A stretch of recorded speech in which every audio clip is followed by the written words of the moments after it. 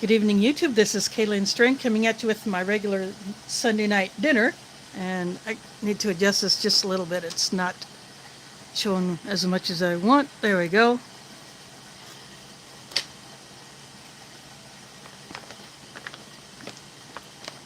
So got a 2019 menu 18.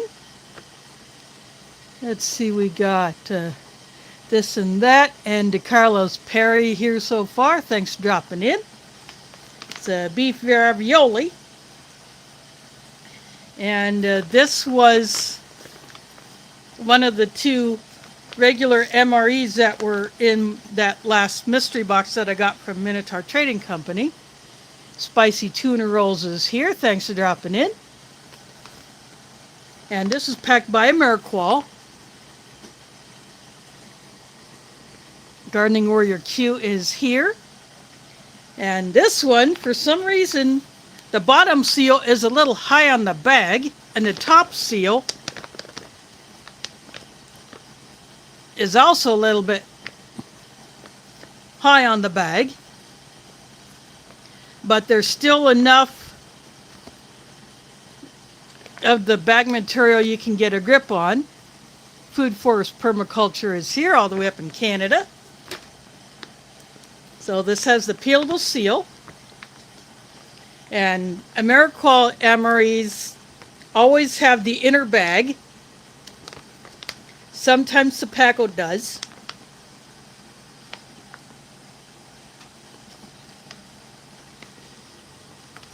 And sometimes these peelable seals work like they did tonight. Although not a good open, but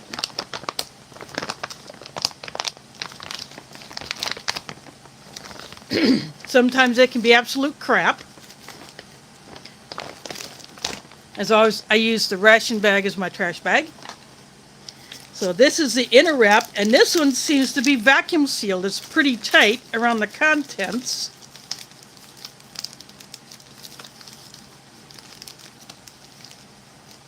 And sometimes these inner bags have saved the MRE contents during transit when I've had bags poked, when packages have been mishandled by the Postal Service or whatever carrier it happens to be. And having this around the contents, keeping everything tight together, prevented any damage or, even worse, leak.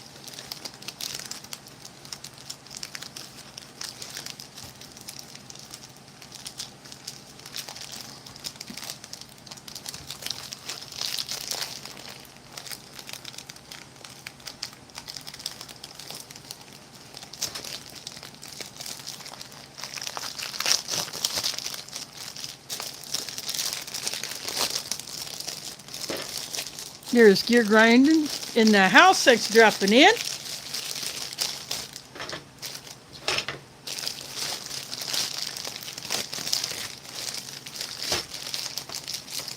So right off the top, we got the entree. So it seems to be fairly tightly packed, but that will loosen up as it sits in the boiling water. I'm going to see if I can, I think I might be able to shrink that a little bit. Nope. But this has the ingredients and the nutritional info for the entree. Angry Blacksmith is here. Thanks for dropping in. And then they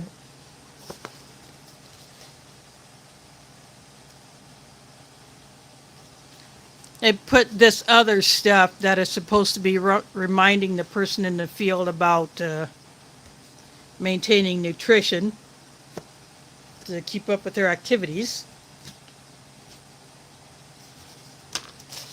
And here is the accessory kit with something that I would prefer not to see, but I'll get into that in a bit.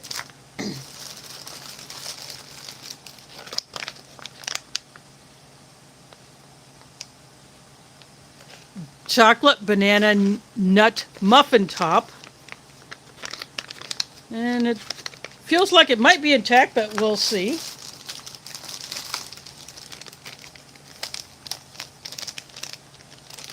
The tropical punch drink powder. That will go into the drinking jar.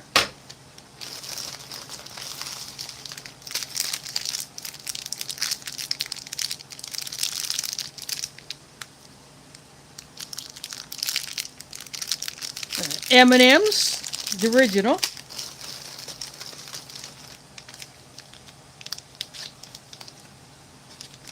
Got the basic cheese spread here.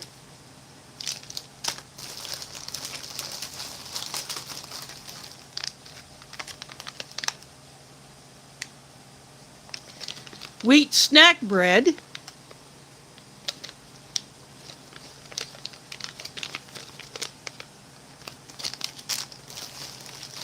I got the spoon, which I don't use because I always use my foreignmre.com spork.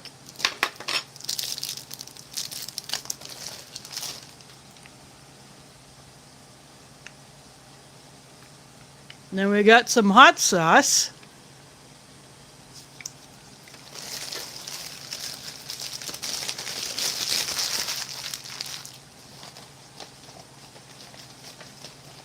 The last two things out of here. The beverage bag, which I don't use, but I do keep them around because we never know when they might come in handy. I have used them to store things, to put things in if I want to organize or say I want to keep something dry in a pack. I can do that, so they're good for that. But if I had to put some suspect water in here that's been pre-filtered from debris, put the water in there, drop a purification tablet in there, wait a half hour, and I'm good to go. Got the flameless ration heater. And I don't use these, but I keep them around because I never know when they may be handy. There is my crusher in the house sinks dropping in.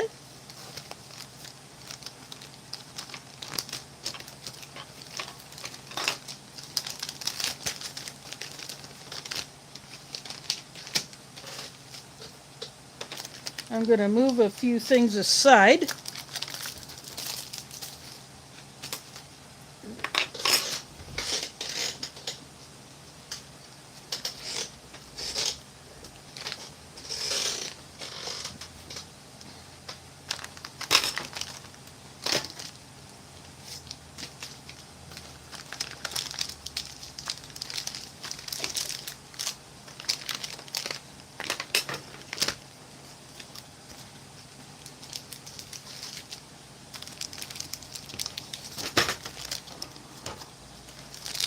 Inside of this,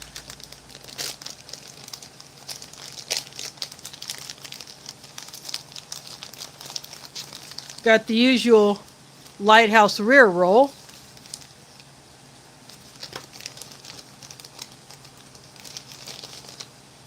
Bill's Brew coffee.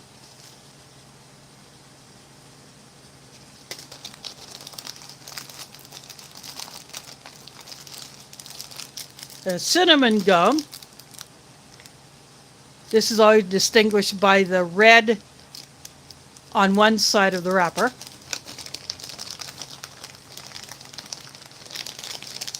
And the Splenda. I don't use that.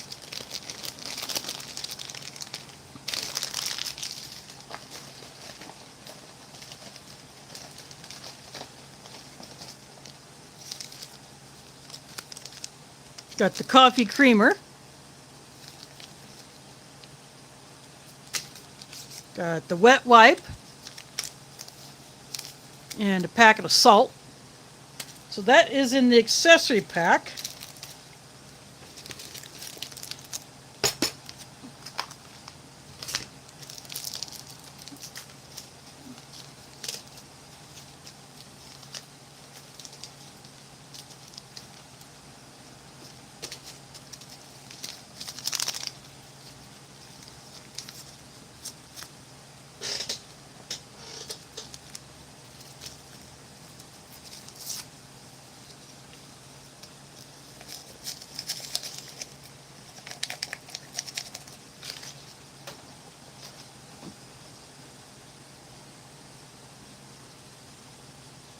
That's what the Bill's Brew looks like.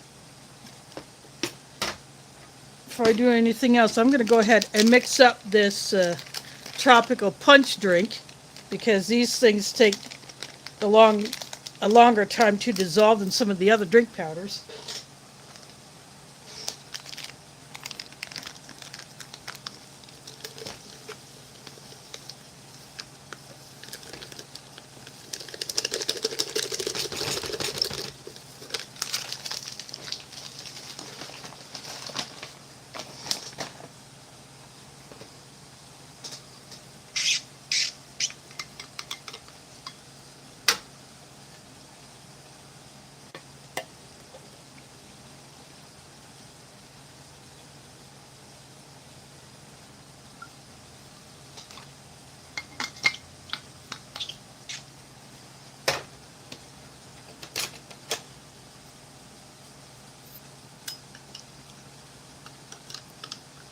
These U.S. red drink ones, this one and then the regular fruit punch, that one being the worst, are the hardest to mix up, and they tend to leave a funky red residue behind in whatever you're drinking out of.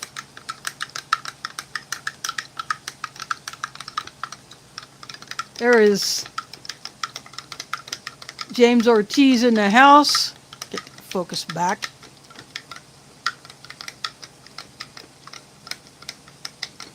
Nation MRE info is here. Just scrolling back through the chat, see if I missed anybody coming in. No, it doesn't look like it. I'm all caught up now.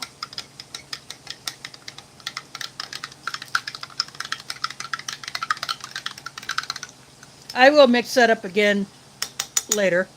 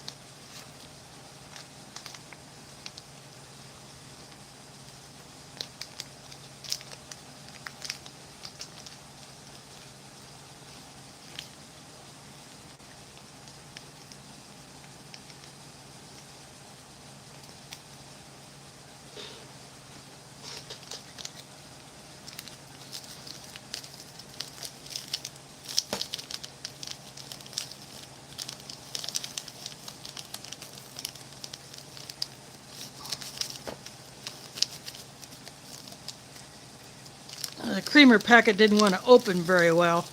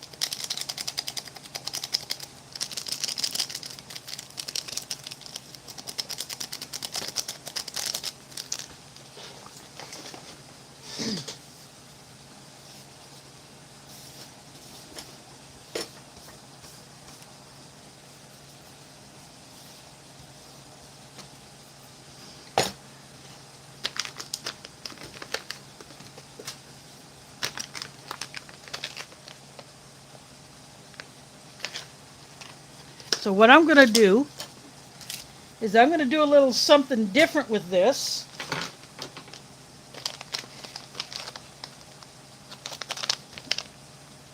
Instead of the wheat snack bread,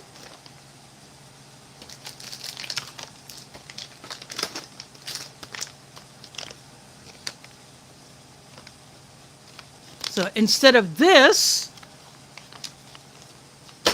I'm going to swap it out for Italian breadsticks. I just happen to have one of these.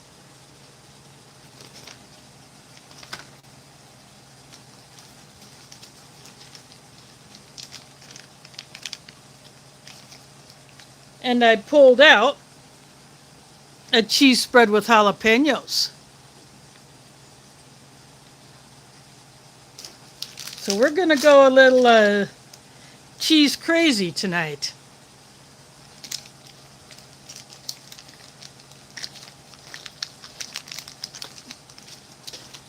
But anyway, I'm going to go into the kitchen. I'm going to drop this into the pot. And I'm going to warm up the Italian breadsticks. Now I'll also get some real sugar for my coffee because that's just what I like. But anyway, I'll be right back.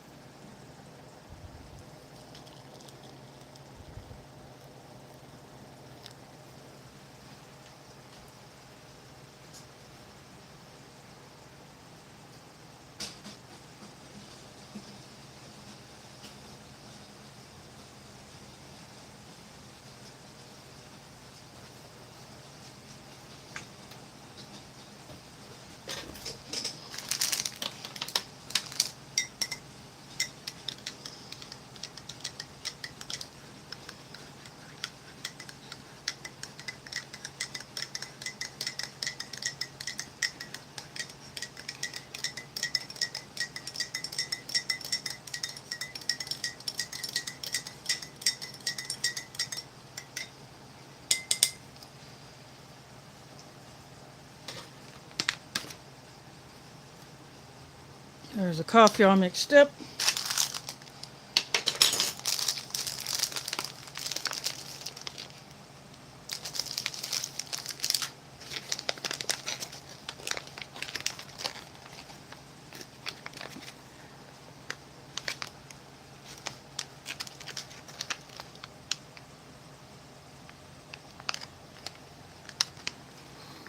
See that?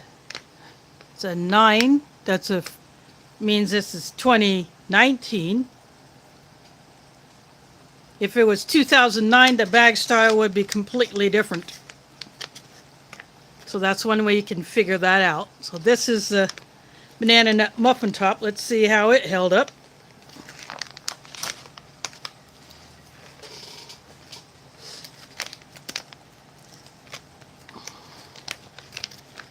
It didn't open all the way across, but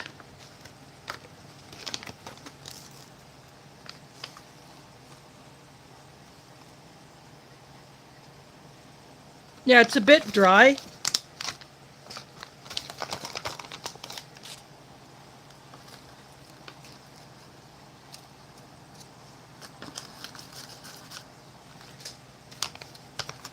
Some of it kind of stuck to the inside there.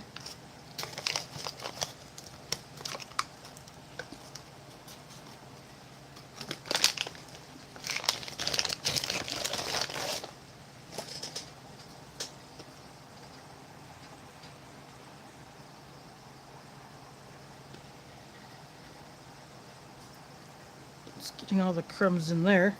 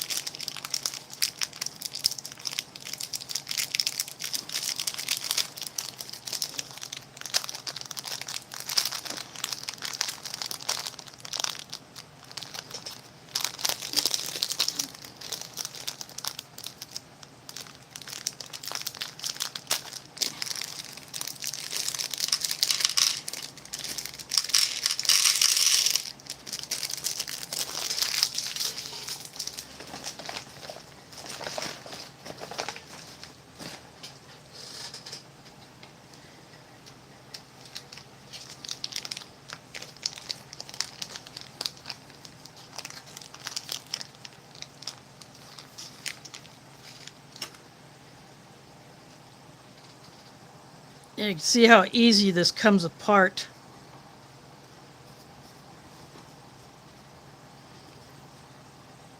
So it's just going to have to be broken.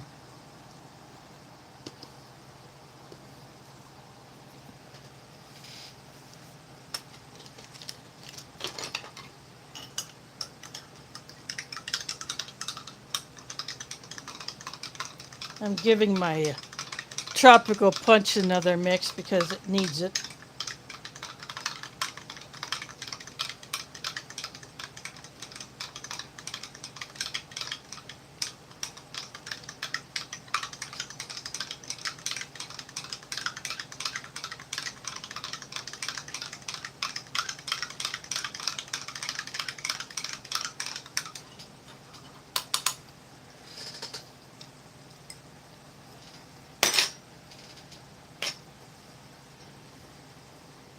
There's Wyoming in the house.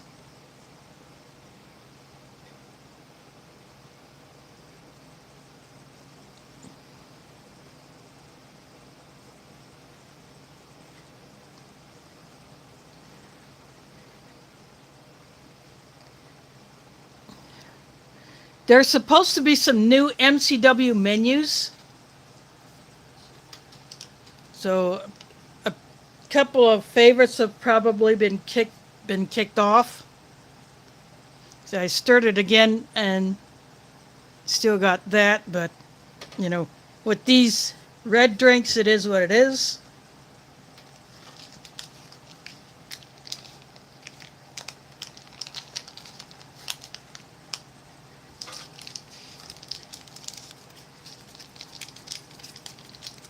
I'm gonna knead up this cheese spread. This is the regular cheese spread.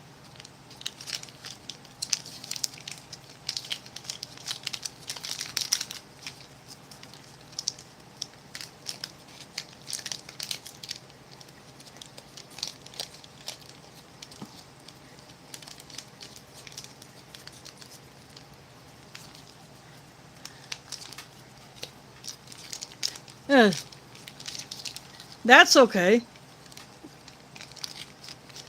But I would eventually like to try some of the new MCW menus. I can't remember which ones got kicked off.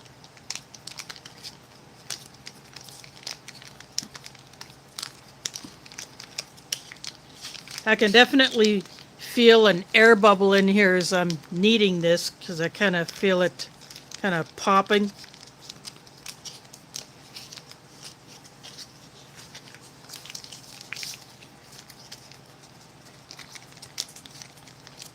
What I'm doing to heat up the Italian breadsticks is I literally just put the packet on top of the handle of the pot that I have the entree boiling in.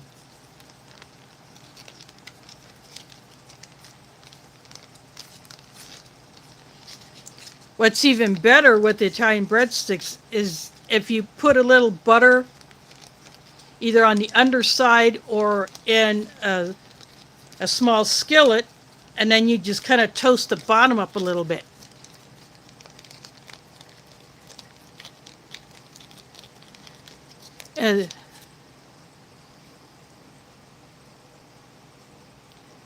Let's see, which Matt are you referring to? Matt Hake? or this and that. Yeah. If you're on a desktop, what you can do, I don't know how it works on mobile. I've never tried it, but if you're if you see the three, if you go across to the right side of that person's comment, you hit on those three dots, there should be an option to go to channel. If you hit on go to channel, you can go over there, subscribe, and then hold dupa right back here. Or if you, it might pop up in a new browser tab. Sometimes it'll do it that way, and you won't get kicked out of this stream. It's happened to me because I use a desktop version of the site on my Kindle instead of the mobile version, because I can do more on a desktop version of the site. But that should allow you to go to channel, and you should be able to hit on that person's channel and subscribe, or check to make sure that you're still subscribed, because sometimes people have been kicked off of other people's channels. I've been kicked off of channels that I've been subscribed to for several years, and people have been kicked off my channel they've been subscribed to for a while. And sometimes you get kicked off a channel numerous times. In 1 year I got kicked off of Survival Lily's channel like 4 times.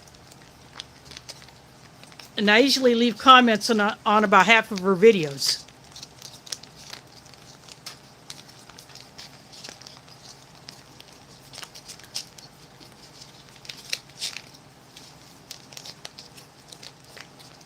So that's one way you can check to make sure you're subscribed, or to subscribe to a channel that you have not subscribed to before.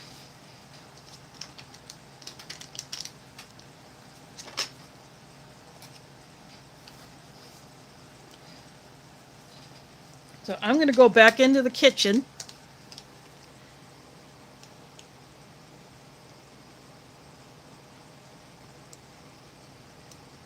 It could be, it could be that, or their AI is a bit messed up. Who knows? It's just like when someone is about to hit a subscriber count level, say like someone's about to hit 1,500, and then several people subscribe, but then it doesn't reflect in the channel analytics when the channel owner goes to look at their stats. I've seen it on mine. It says I've gained 4 subscribers, but my subscriber count stays the same because someone has been dropped off. I don't know if it's just a channel that no longer watches, or if it's a dead account, or if it was a bot that got kicked off, or an active subscriber got kicked off. Who knows what that is? Or it just could be, the math is just not being added up. There is Burger Butt in the house. Thanks for dropping in. I was about to go into the kitchen to get the beef ravioli, packed in 2019 by MRE, and I'm going to have a little fun with it.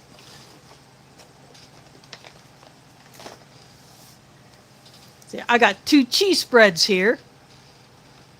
This cheese spread came in the bag. This one, jalapeno, came out of my stash. And instead of doing this plain wheat snack bread, which came in a bag, I got Italian breadsticks in the kitchen. So I'm going to go grab those, and I'll be right back.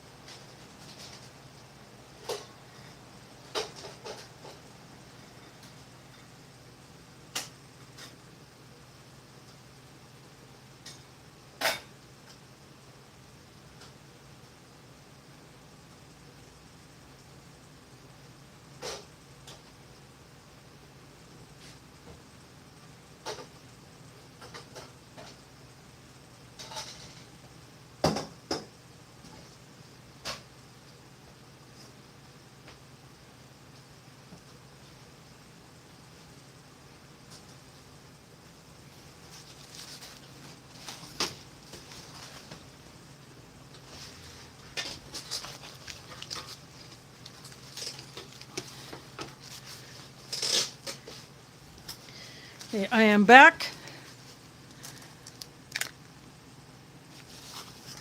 I have a paper towel to dry this off.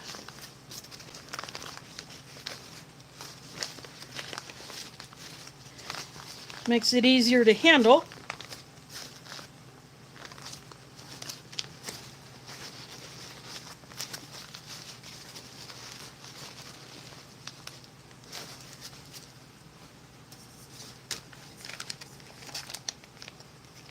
I'll just get that out of the way.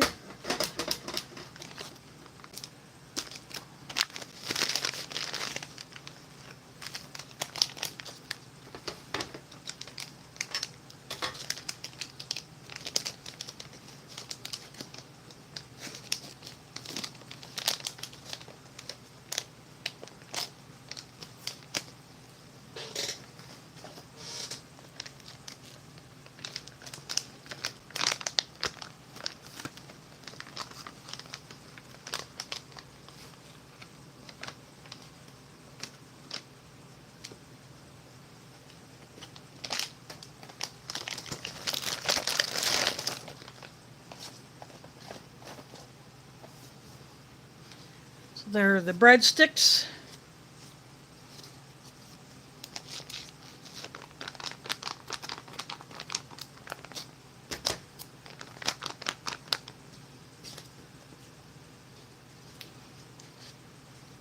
The turnosh goes across this, so I shake the food down just to make sure it's down below where it's gonna rip.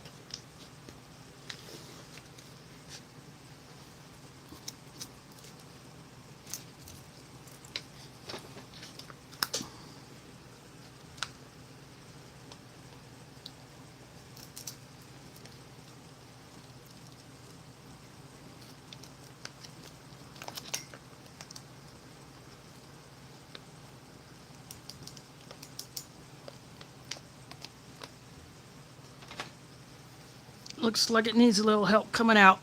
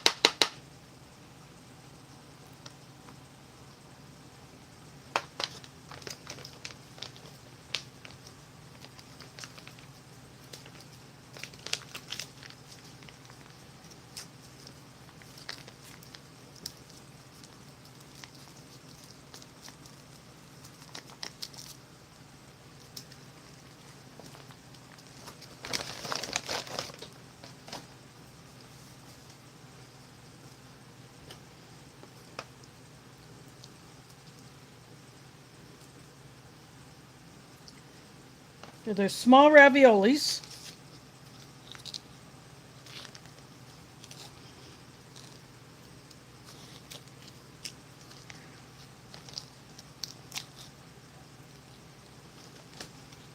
This is the regular cheese spread.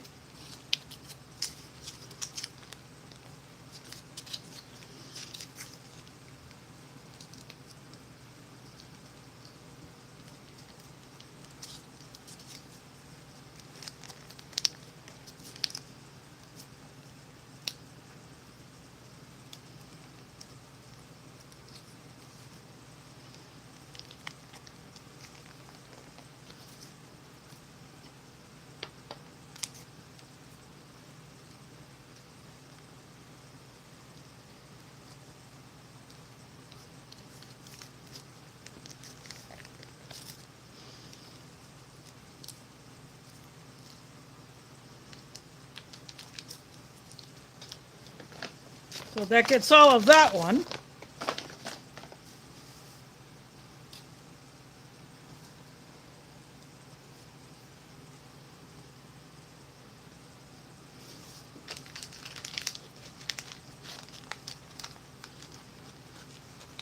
As if that wasn't enough cheese.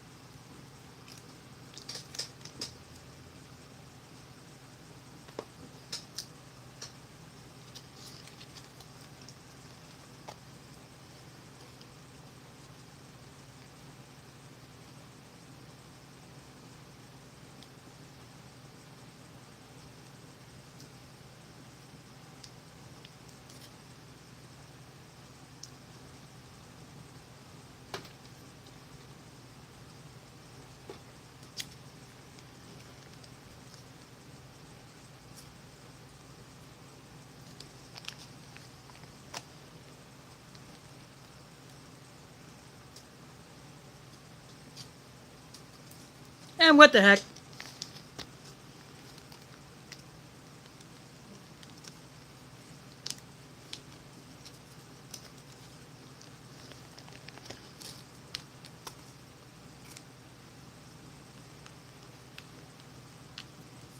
Why not have a little fun, right?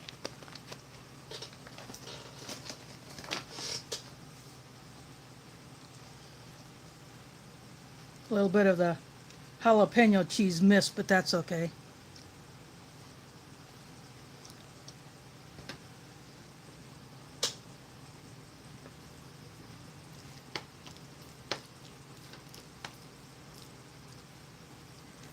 See if I can get this cheese to at least melt a little bit.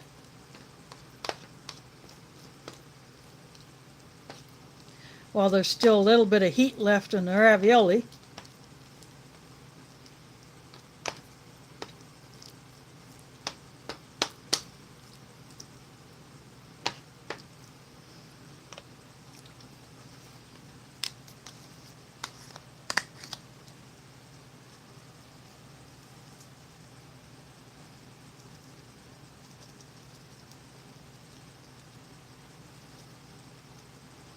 And a little parm from the kitchen.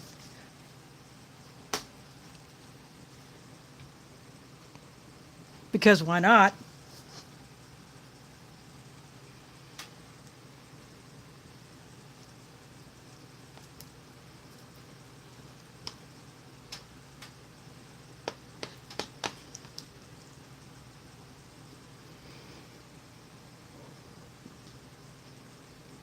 There you go. That's how you do it.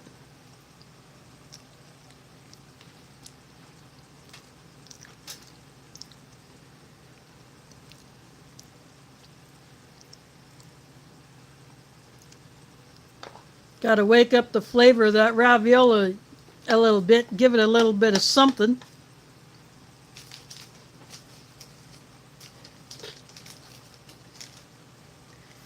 Include hot sauce, but on something that's supposed to be Italian, nope.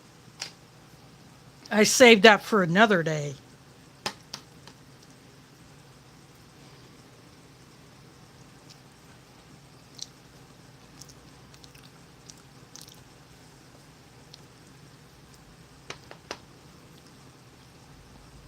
There's not only meat inside of the ravioli, but the sauce itself has some meat in there. Should be able to see that there.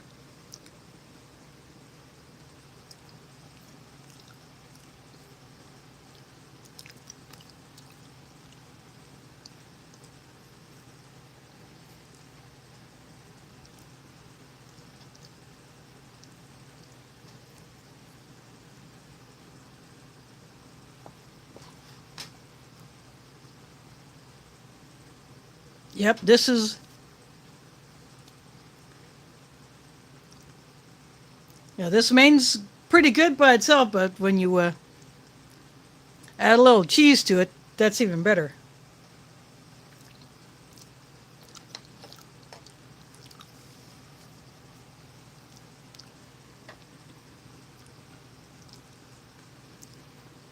This is a tropical punch. Slightly different shade of red than the regular fruit punch.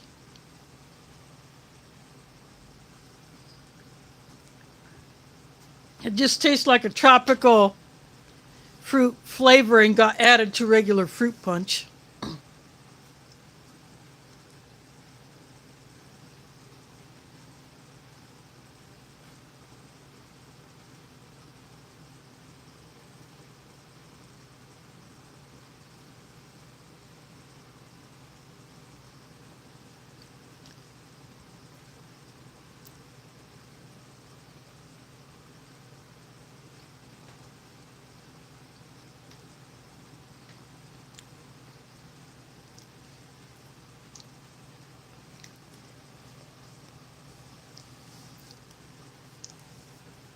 The jalapeno cheese definitely kicks up the Italian breadsticks. And the jalapeno cheese does not taste as salty as the regular cheese spread. That's what I really like about it.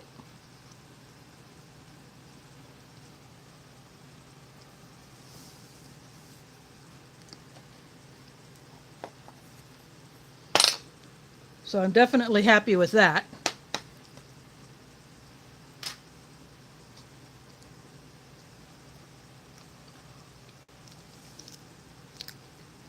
So if you mix the regular cheese spread in with something else, that cuts down on that saltiness.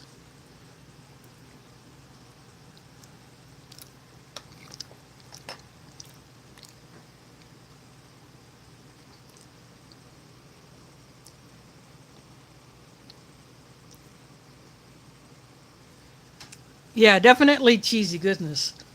Yeah, the fruit punch, it's the kind that you would mix with 12 ounces of water.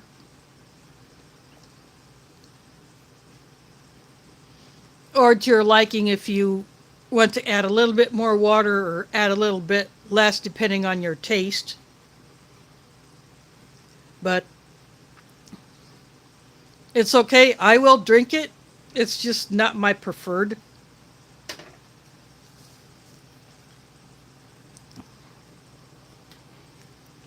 Bill's Brew coffee.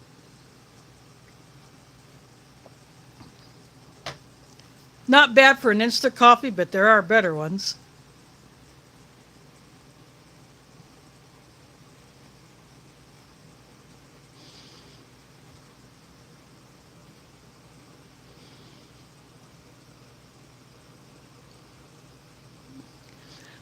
I actually have 2 packets of the cheese with bacon, but because it's real bacon in there, I will not eat those. So I will pass those on to someone else.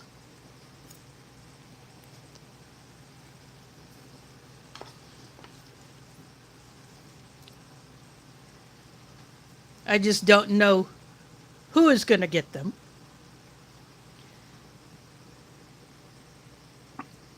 There is puppy breath in the house. Thanks for dropping in. Haven't seen you in a minute.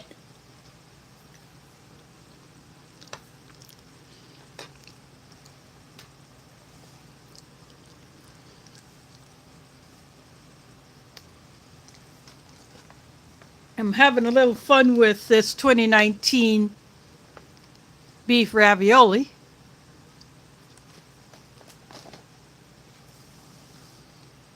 I substituted the wheat snack bread that was in the bag with Italian breadsticks.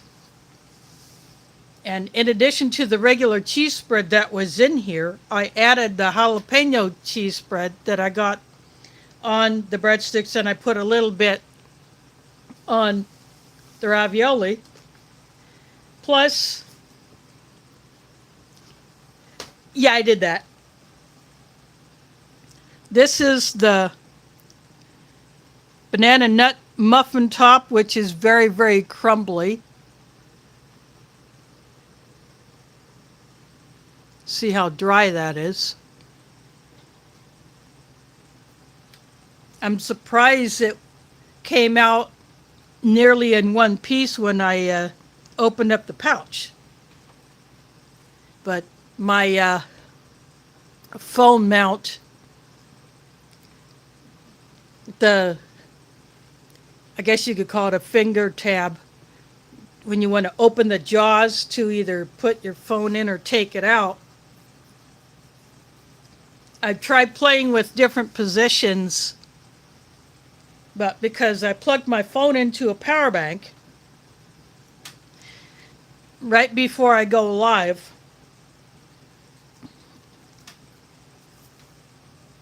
this is the way I can keep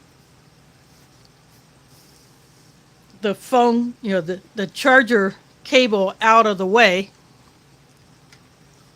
because I have this table right next to my desk, so I don't have a good place to clamp the phone mount onto and yet get it into the position I want. And I just don't feel like changing this room layout. So I just do it this way and it works. Got the regular M&Ms here.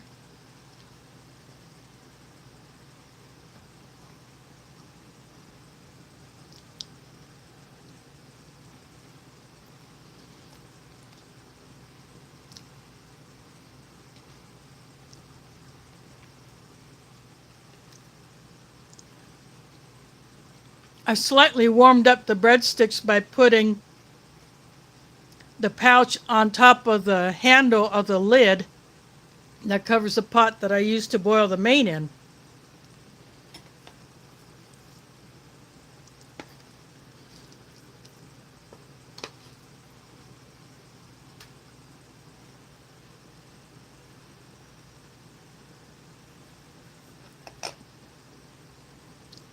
There's a ravioli on top of a piece of a breadstick.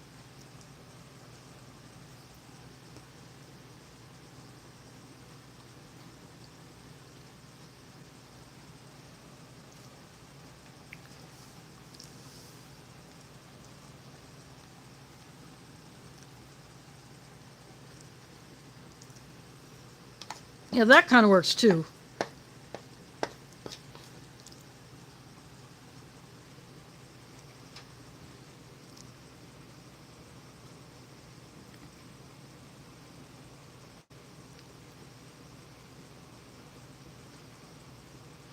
Yeah, this is my Rebel 5G. That's the actual name of the phone. I still have the Samsung Galaxy S5, but because the color rendering on this one is so much better and the fact that it focuses so much better, the screen is a little bit bigger.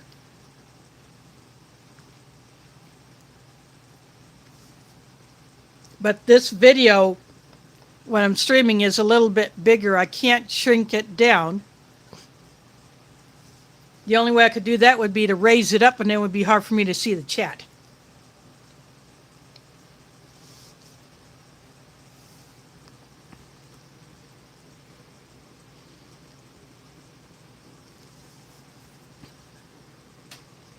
There's Robert in the house. Thanks for dropping in. Haven't seen you in a minute.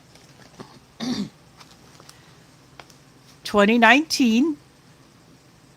Packed by Ameriqual, so it had the inner bag.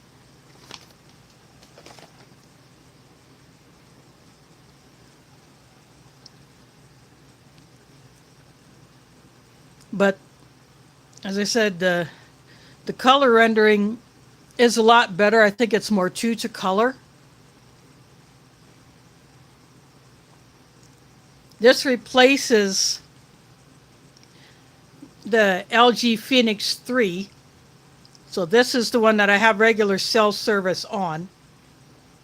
And because it has a higher memory, it's got like 128 gigs of internal memory, not including the SD card.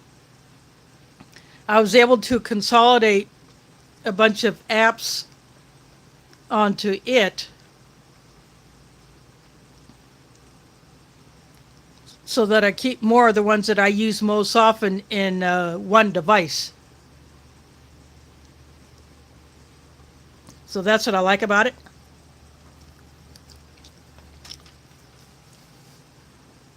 It has wireless charging capability, but I do not have a wireless charger to test that out on.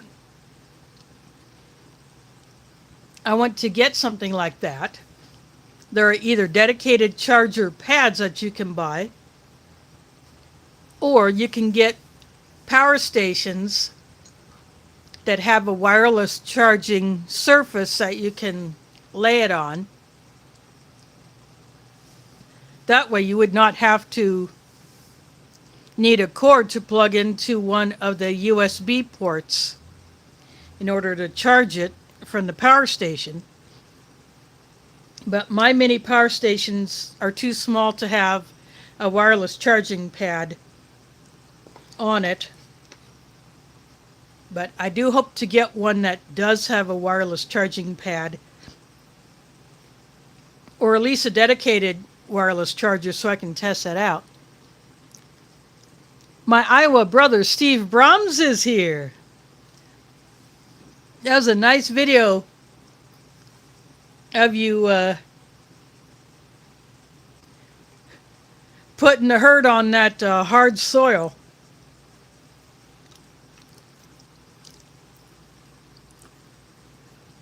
He lives right here in Iowa. I've been to his family property a few times to camp.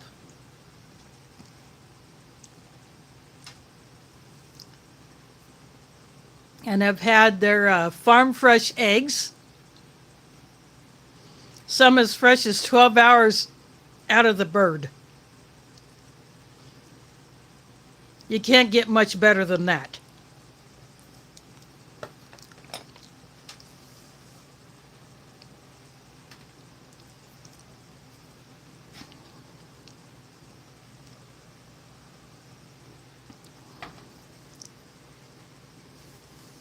Yep, that is definitely fresh. But the whole family has a really good setup going on there. They raise vegetables and some fruits and flowers. They sell their eggs. Plus they have an orchard, a variety of trees there.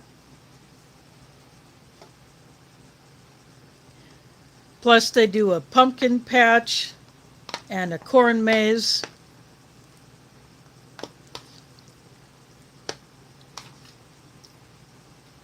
So parents with younger kids will take them there to have a little bit of fun.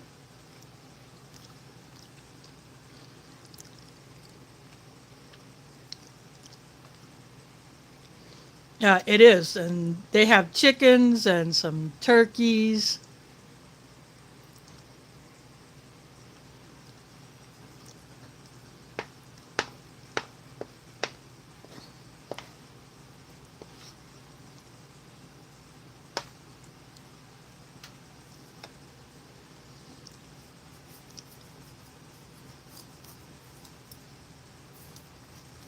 Yeah, Steve did what's called ripping. So basically, part of the prep of this piece of ground that will be used for growing hay for livestock and other uses.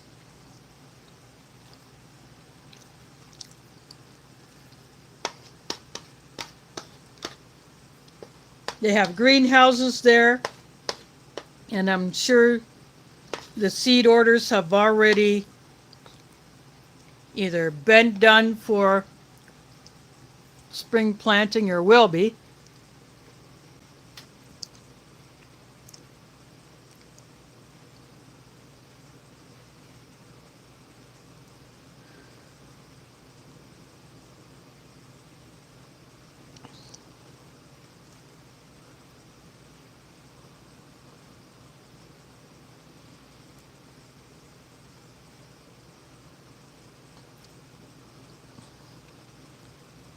Yep. As long as we can keep that soil healthy and where it's supposed to be, it will produce for us for years to come. Unfortunately, I have to either make it myself with the compost limited composting that I can do, or I use what was in the pots when I acquired them. Like I recently picked up another pot that was abandoned that had soil in it and a dead plant, so I took that dead plant out, broke that up, and put that in my compost bucket that I keep on my deck. And then the bowl that pot was in has a hole in it, so I could plant in that bowl if I wanted to.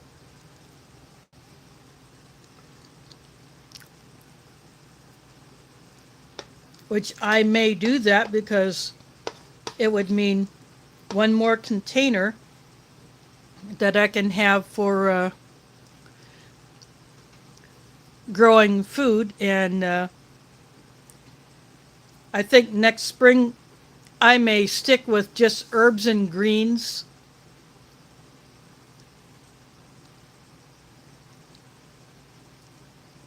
instead of trying things that just really will not work in a shaded environment.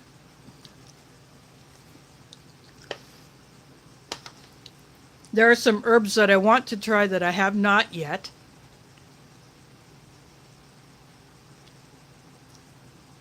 I've never tried to go thyme or sage or tarragon or anything like that, or marjoram. But my basil just went bonkers. That was my best producer.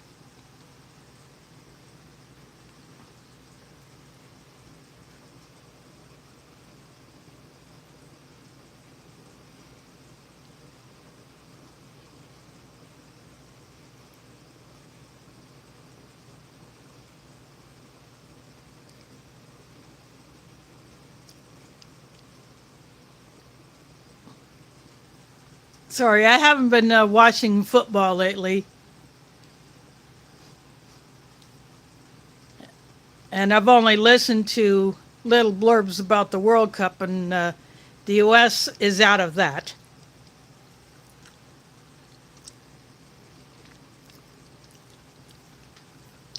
For those that have not been keeping up with the World Cup, our guys got knocked out, so it's called the knockout stage where a team loses, they're gone.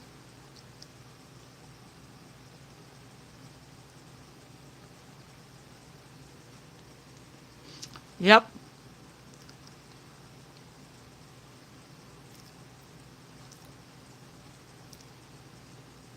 Some were hoping that the U.S. would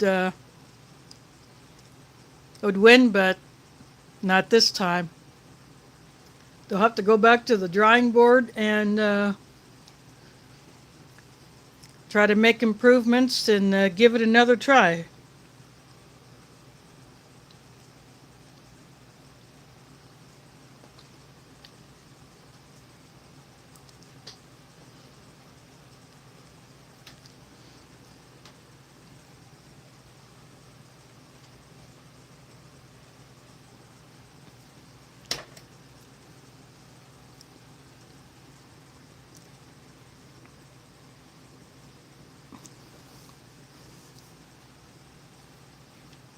Just making sure that the focus stays on the tray, because sometimes I take a bite or I lift something up with my hand, it draws the focus to my hand. But just want to make sure the focus stays on the tray.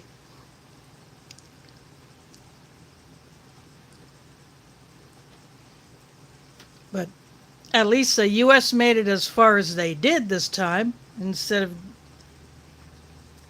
getting booted out in the previous round.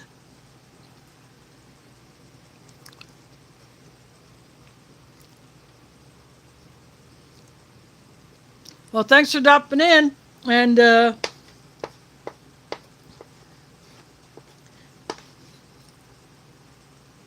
tell Nora good night for me.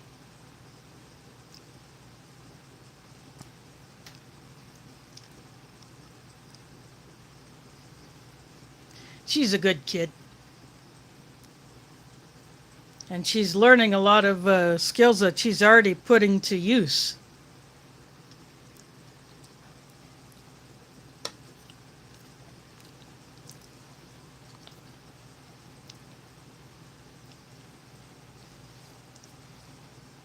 She has a pony that she rides.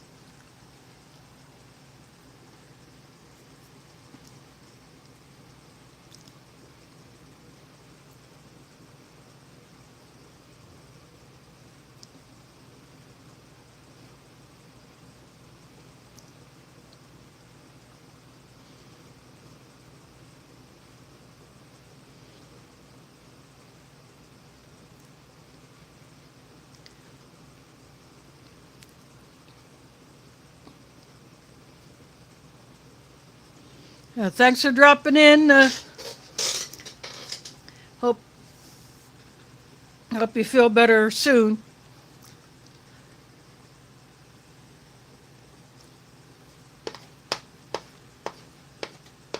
There will be another time. But what I will dig into, to that's to be figured out later because until I get something in, I don't have any complete rations. And because I've been just dipping into my just random stuff,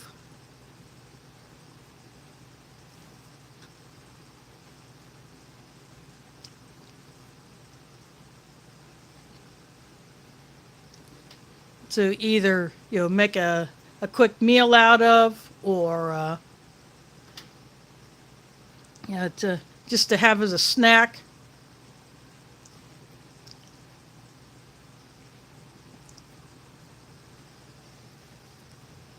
Or the day I went to camp last month,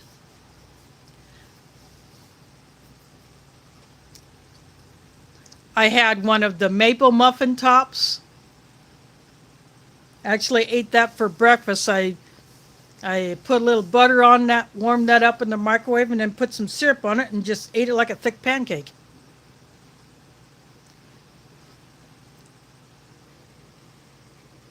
Yeah, that's my favorite way to eat those. And then I had some of the cornbreads, and I've done that with the cornbread too.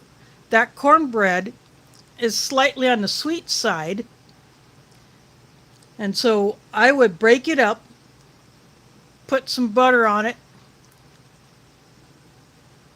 throw it in the microwave for probably about 25 seconds, and then put some syrup on it, and eat it that way. So I guess it's my way of experimenting.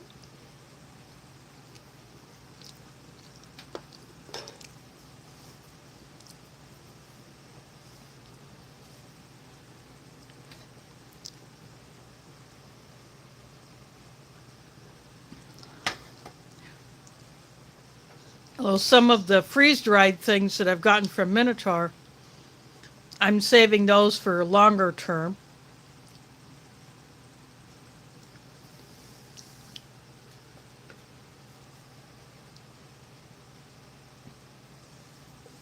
Or I might take those when I'm camping. In fact, actually took an entree that I have from a Norwegian Arctic field ration, the cod curry one.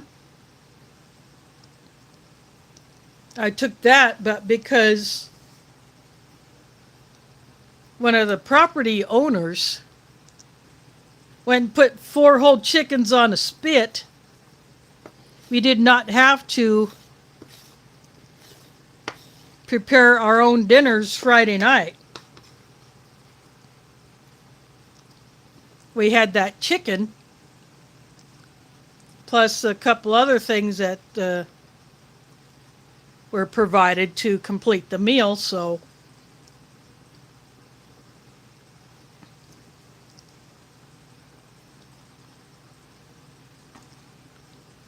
if we wanted a hot drink other than coffee, then, maybe hot tea or cocoa or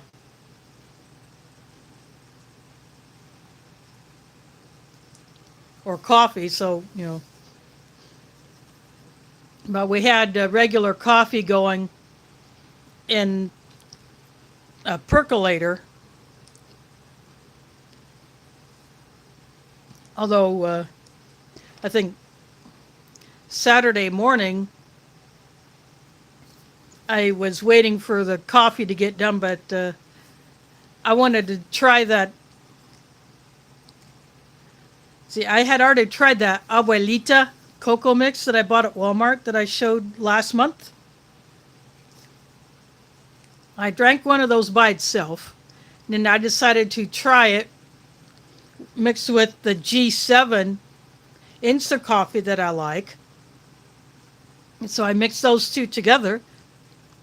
And that actually tastes pretty good. That little bit of a cinnamon kick in that cocoa kind of wakes up the flavor of that G7 coffee.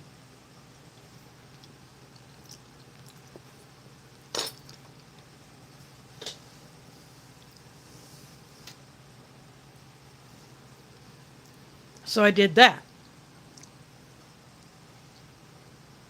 So I'm glad I took that Abuelita cocoa mix because I wanted to try it. And now that I have, if I see it in the store when I go shopping later in the week, I'm going to pick up another box.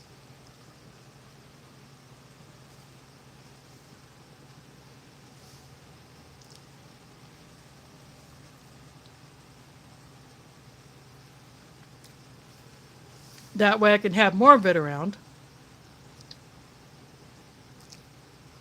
I took 3 packets to camp with me, but I only drank 2 of them. I still have the third one in my camping food bag. That's in a baggie that has some instant coffee, some sugar, creamer, some tea bags. So I just keep that in that particular dry bag, and then I just replenish as I need to.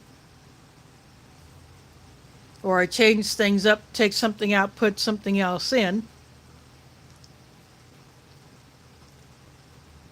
And I always keep a little Ziploc bag with little seasoning packets. So anytime I get extra salt and peppers, either in foreign rations or civilian rations, or I get in like catering packs. Say last month when we had our track meeting, I got a little utensil packet with a spoon, a knife, and a fork, napkin, salt and pepper. I did not use that salt and pepper, so I brought it home, and that goes into a Ziploc bag that I save for when I take to camp, and then I just replenish a smaller one as I go. All the ones that I get from Minotaur or any other civilian rations, all those go in there too.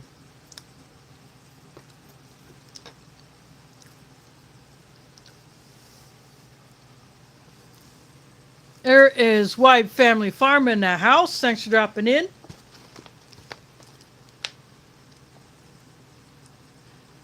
Beef ravioli, packed in 2019. The date code on the back says 330, so the 330th day of 2019. So it was after Christmas.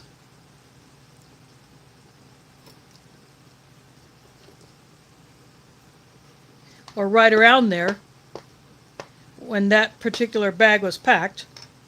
But I decided to have a little fun with it.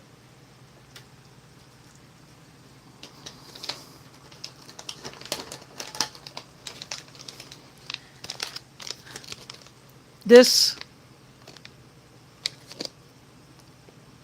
wheat snack bread came in the bag, but I decided to change it up for something a little bit more Italian type with Italian breadsticks.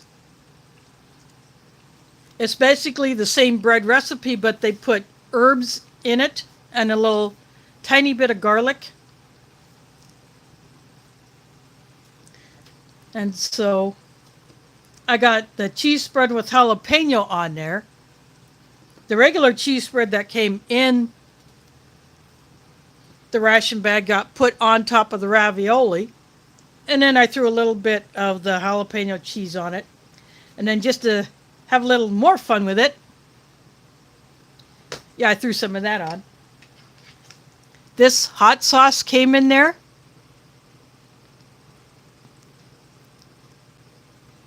But I don't think this is the right flavor to put on a ravioli, so I'll save it for another day. And they put this Splenda in there. What gives with that? You get M&Ms. You get a chocolate muffin top. There we go. Yeah, that's what it looks like. It broke because it's so dry. Then they put Splenda in there for the coffee, so I went and got my own sugar.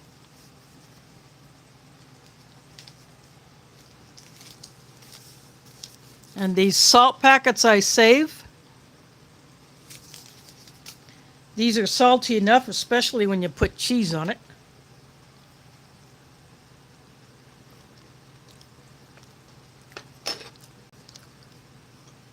This is Tropical Punch in my drinking jar.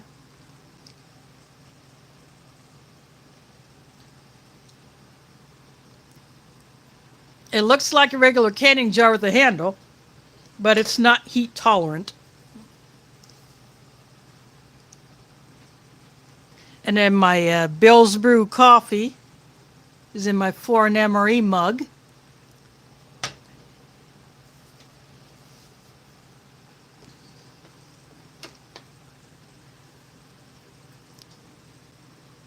My foreign MRE spork made out of titanium. Oh, actually, I have two.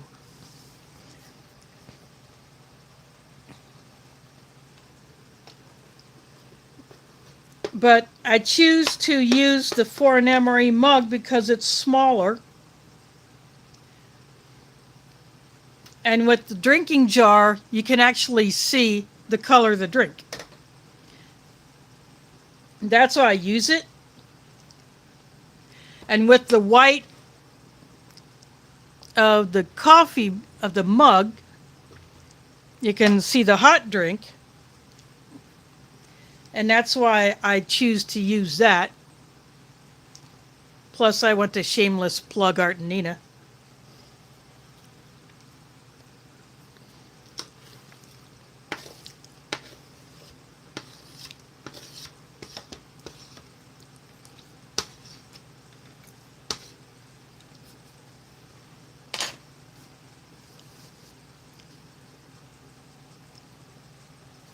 I don't think they mind an extra shameless plug.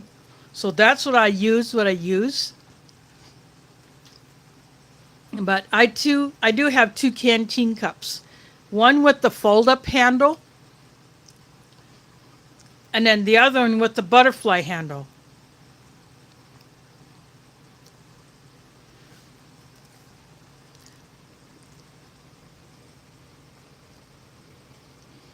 But there is a third cup that I would like to add, and that is the British one that holds a little bit more than a U.S. canteen cup. It's referred to as the Crusader.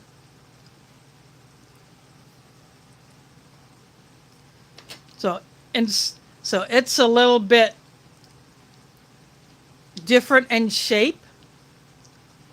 And those are either black or they're just the plain steel.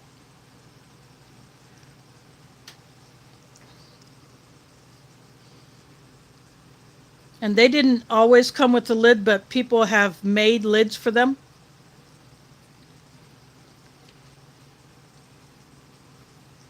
U.S. canteen cup lid is close to it, but not quite. The Self-Reliance Outfitters, which is a sister company that Dave Canterbury started to go along with his bushcraft and survival training school. Yeah, have produced a canteen cup with a lid that is sort of like the US one, but I'm not sure if it would fit the Crusader mug from the UK, but I wouldn't mind having one of those.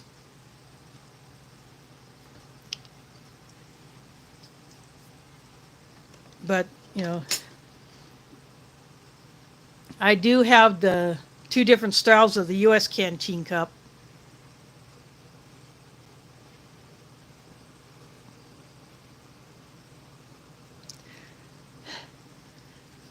No, it's not. It's not a cheese message. Just squiggles. Sorry about that.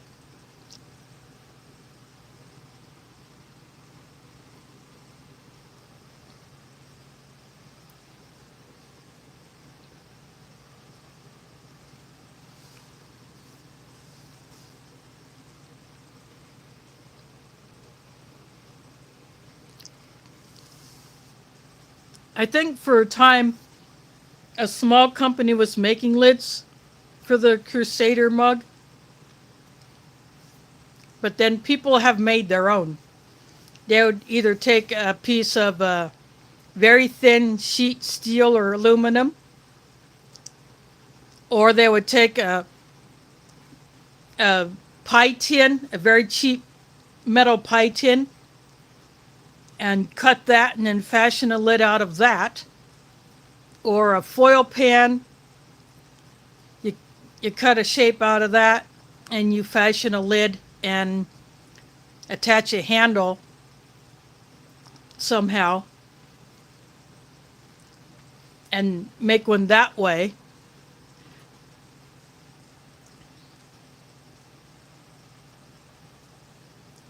So that's what people do who own those may do, or they just may get a lid that would fit on a US canteen cup. It won't be a tight fit, but you could put it on there and it would do the same job of keeping most of the heat in, but yet steam can still escape if that's what you're after.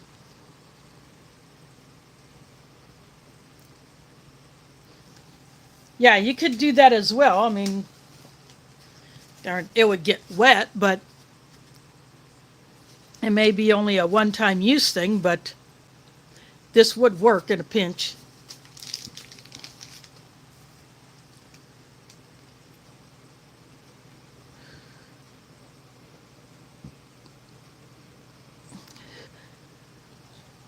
Yep, I have one of those.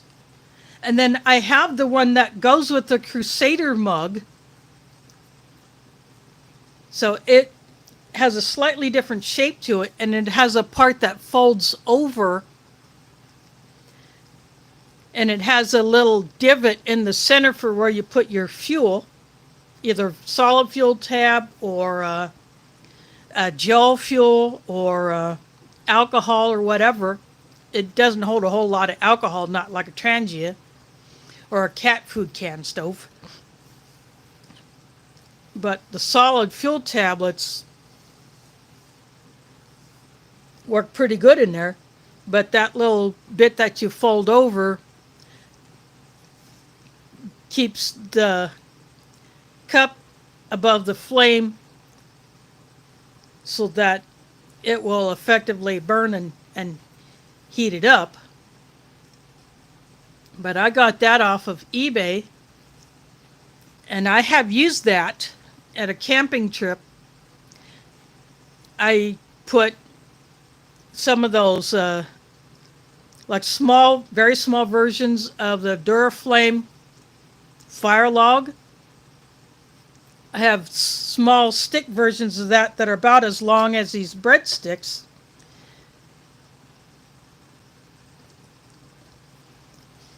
And actually use that in that little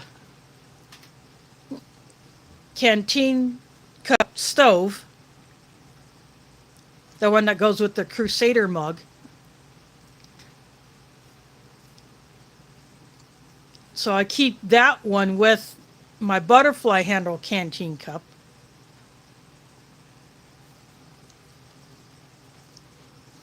But when you go to pack it into your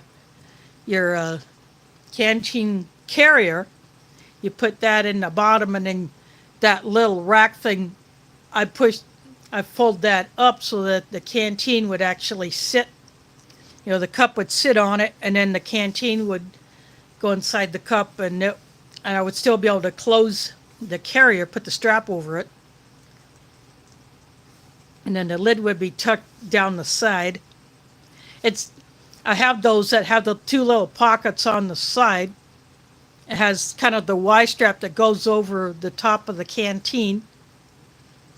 It straddles the top of it. And it's got the two MRE attachments on the back side. So that I could either stick it on the outside of a pack that has the MRE webbing on it, or put it on a belt.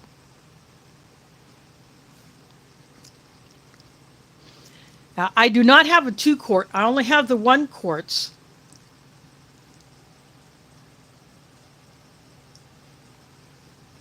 And I just have the green plastic 1-quarts. I don't have any of the metal canteens or the Nalgene Oasis, which has the same shape as a standard U.S. military canteen, but it's just made out of a plastic that is a lot more durable, that you could actually put very warm water in there, hot water in it, almost boiling. And some people have used those as a hot bottle in their sleeping bag. You know, or they put hot water in it to prevent the water from freezing overnight if it's cold. You know, they would boil water in another pot and then fill that Nalgene Oasis canteen. And then they'd stick that in your sleeping bag. And you're basically using it like you would one of those silicone rubber hot water bottles that are flat when they're not filled. Basically using it like that. You toss that in your sleeping bag or underneath your top quilt or whatever you're sleeping under a few minutes before you go to bed. And that way, when you get in bed, you have that bit of warmth so your core temperature doesn't drop as fast at night. So those Nalgene Oasis canteens can take that.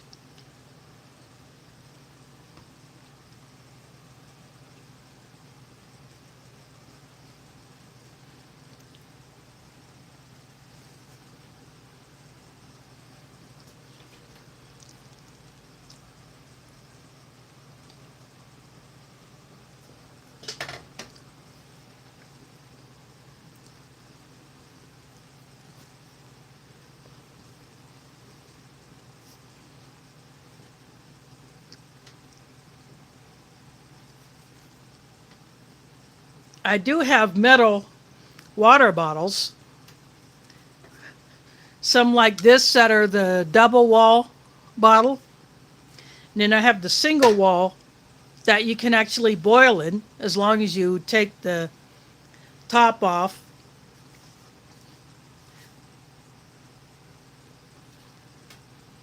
Especially if it has a plastic top. So I have one of those in the side pocket of my get home bag. And then I have one in the side pocket of my bug out bag.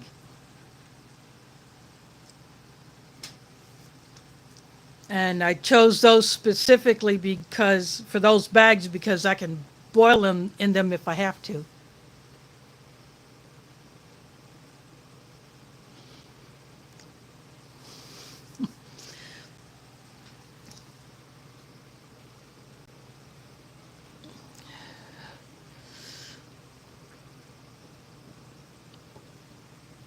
And plus, my water bottles, all the different sizes and materials of them that I have,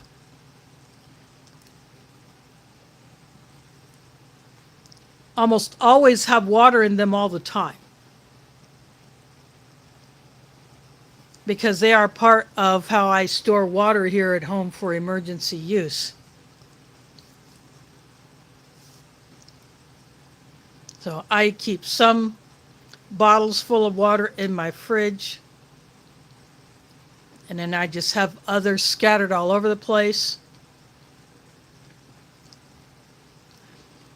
I have containers that are specifically for non-potable water, like for gravity flushing the toilet or for cleaning.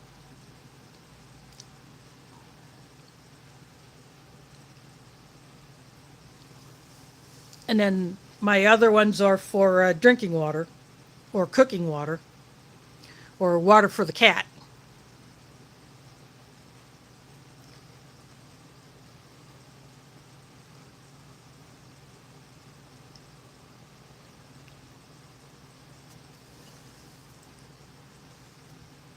I just can't handle huge containers like the big barrels that people who live on in single family homes can have.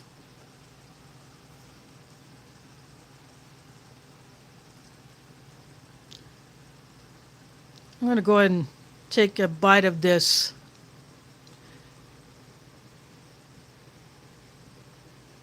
banana muffin top.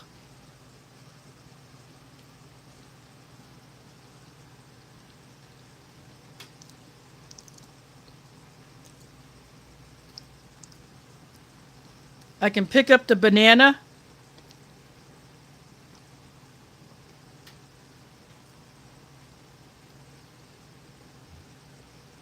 but it's as dry as some of the older pound cakes.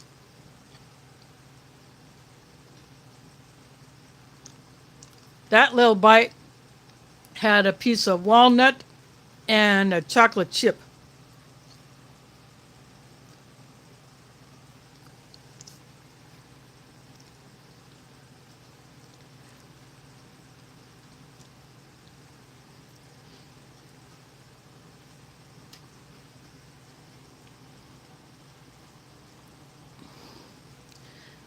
So you get a good sized chunk of the nut.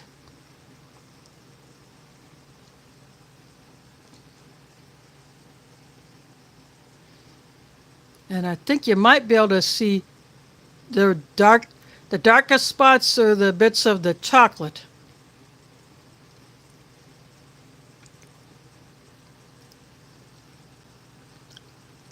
I have never had any of the older nut cakes that would have come in a can.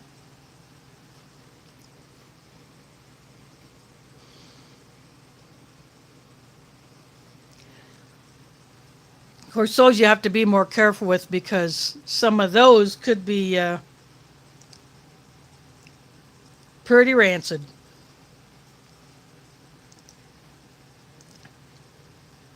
Like that one RCW brownie that I opened up. That was more crumbly than this. But unfortunately, it was too far gone. But it was nice to see that, though. It was nice to open that up, see what it looked like. It actually smelled pretty decent for its age, but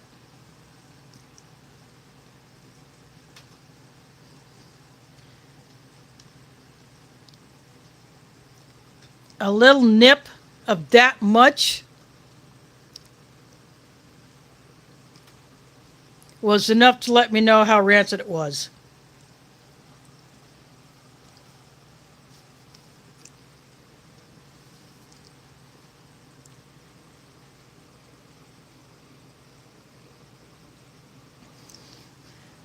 Of course, that fruit soup, I got both of those from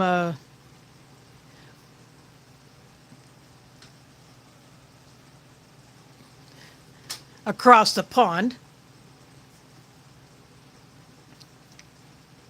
And it was worth however many pounds I paid him for it. And then I sent the cleaned out wrappers to Sean at the Ration Museum so that they could be added to the collection.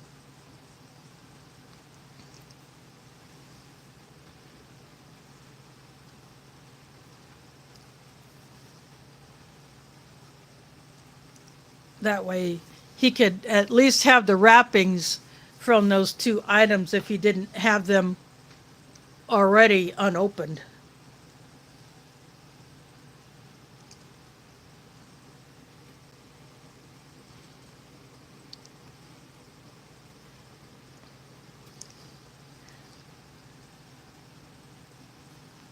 But oh, there is Rebel Canners in the house. Thanks for dropping in. This is my dinner tonight. This is packed on the 330th day of 2019, so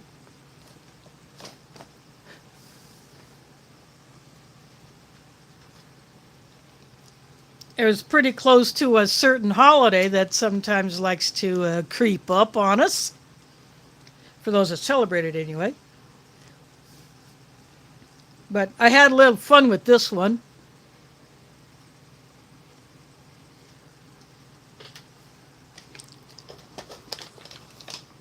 This is known as a wheat snack bread.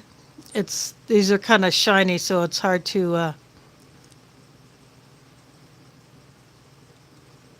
get the reflection off, but this came in the bag. I substituted another bread item known as Italian breadsticks. So I have one left and a bite of one. This is jalapeno cheese spread on top of it. Those little dark specks are the seasonings that are in it. It's the same recipe as that wheat snack bread, I think, but with the seasonings in there, maybe processed a little bit different. So these are actually pretty good.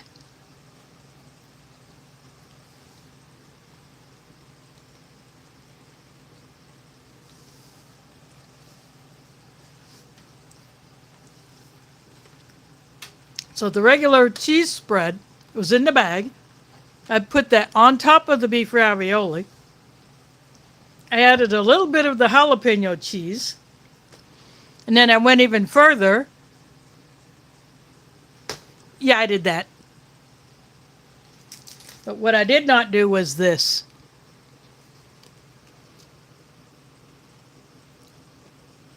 This is a nice hot sauce. But I'll save this for something that would actually benefit from this. Ravioli? Nope. I'm sure some people would put that hot sauce on the ravioli, but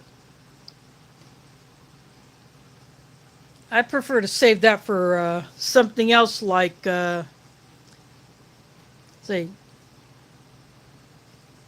I put it on the chicken pesto pasta, or I would put it on chicken burrito bowl, the entree from that one, or I would put it on the jalapeno beef patty, along with the jalapeno cheese, of course. Or I would put it on, say, like a Mexican-style chicken stew, or a chili or something like that. Or the chili mac. I would put that hot sauce on there.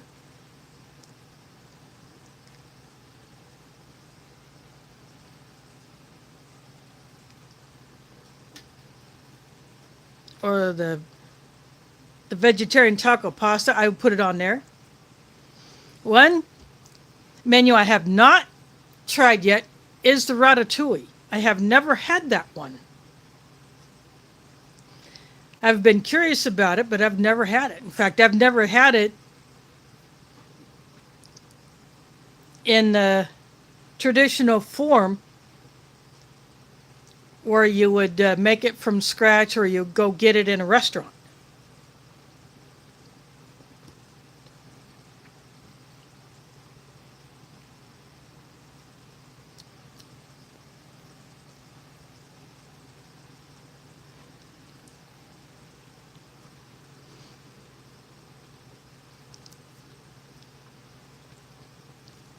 This is tropical punch.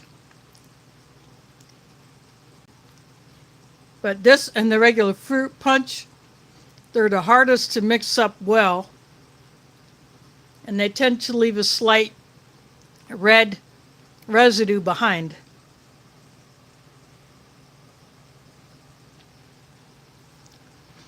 But I'll still drink them. They're not my favorite, but I'll still drink them.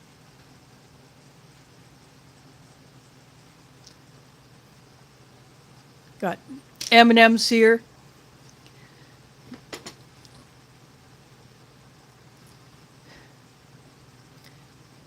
This right here is part of my foam melt, so that kind of obscures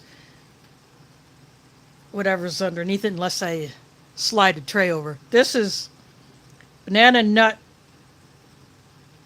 chocolate banana nut muffin top, but it's very dry. It's very crumbly, so it falls apart easy.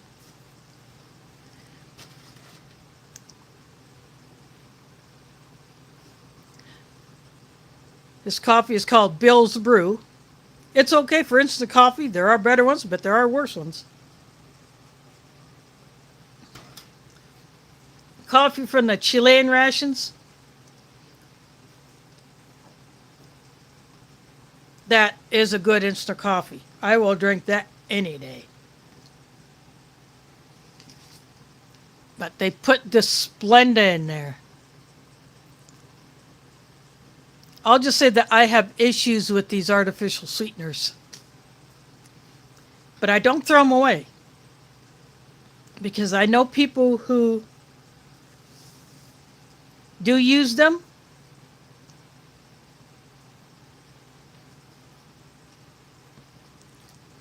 I know diabetics. In fact, I have given away some of these packets.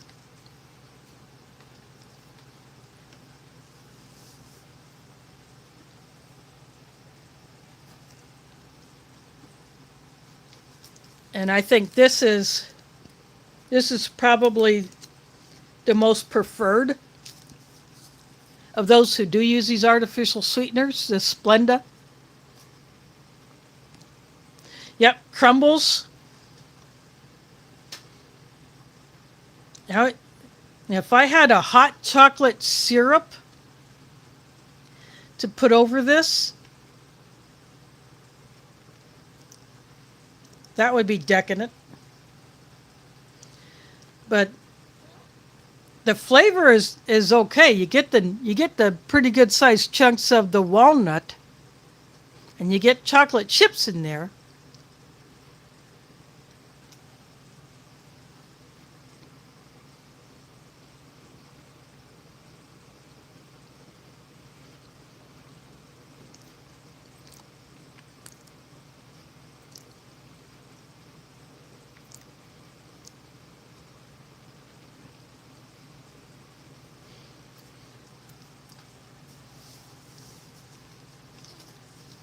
Yeah, I save these for anyone who has to use things like this. Yeah, honey is a great option. And speaking of honey, those little honey packets that I bought at Walmart last month, I took those to camp with me. And they actually held up in that cold, but what I did was I actually kept them inside my hammock.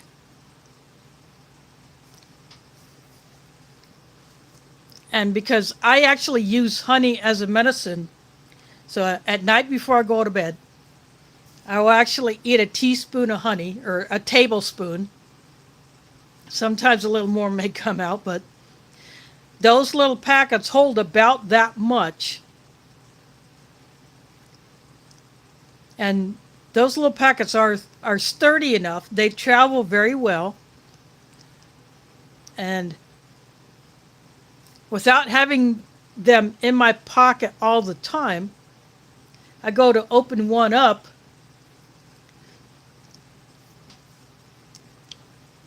right before I get in my hammock and I squeeze that honey out. I was able to get it all out.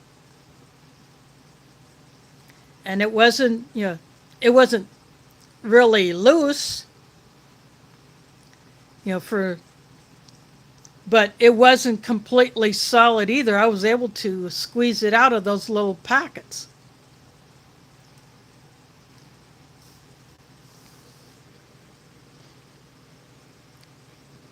So those are great for travel. If you want to take a little bit of honey with you, instead of those 8-ounce bear-shaped bottles, I don't think you can find them any smaller than that, but if that is too much,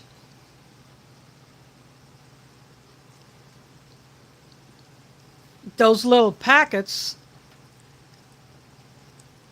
will work because you can have them already pre-portioned, and you just put in as many as you think you'll need.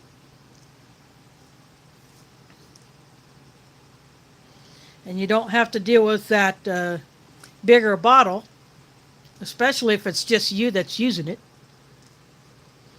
Plus, it's raw, unfiltered honey. And it actually has a good flavor.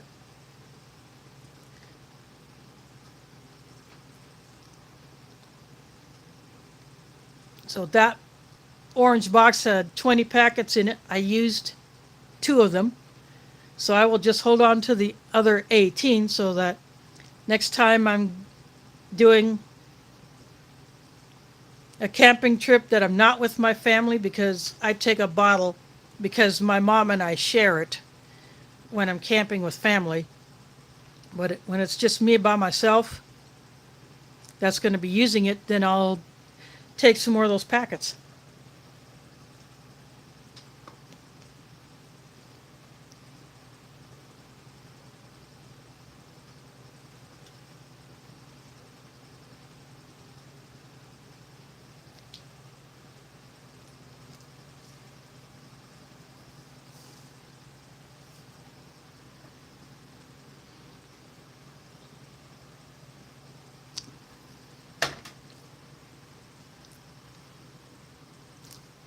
Oh, Carpenter's Self-Reliance. Thanks for dropping in. I just finished off the last of the Italian breadsticks that I substituted for the wheat snack bread that was in the ration bag. I will save this for another day, but I wanted to have a little fun with this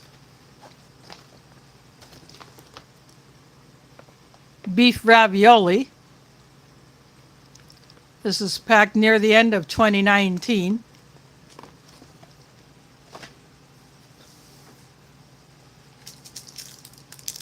So, cinnamon gum. We'll always have this red side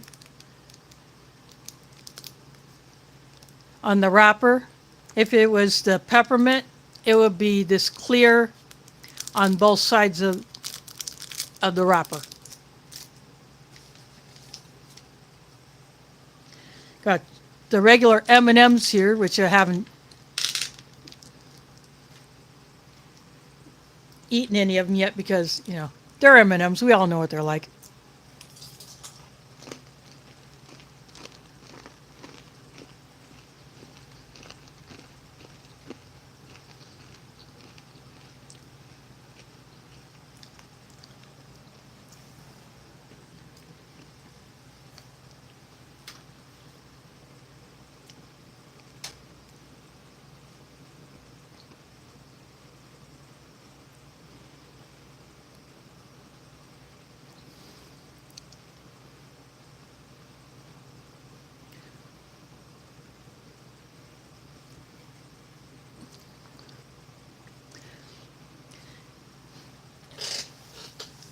Yep, I'm sort of that way when it comes to coffee. I can drink fully caffeinated coffee and not get hyped up afterwards.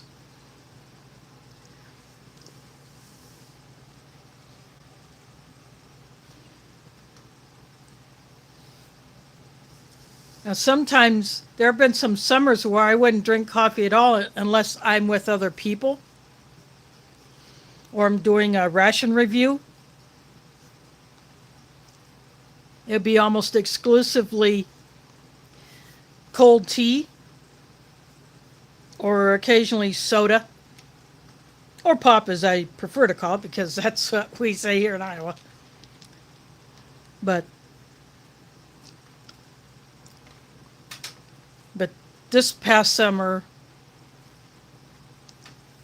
I drank coffee in the morning and then I would drink tea the rest of the day.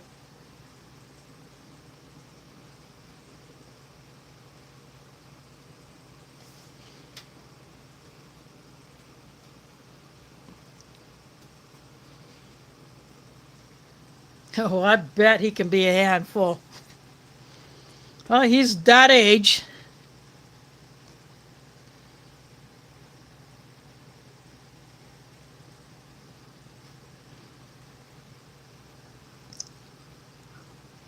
But of course, you're going to keep loving on that boy.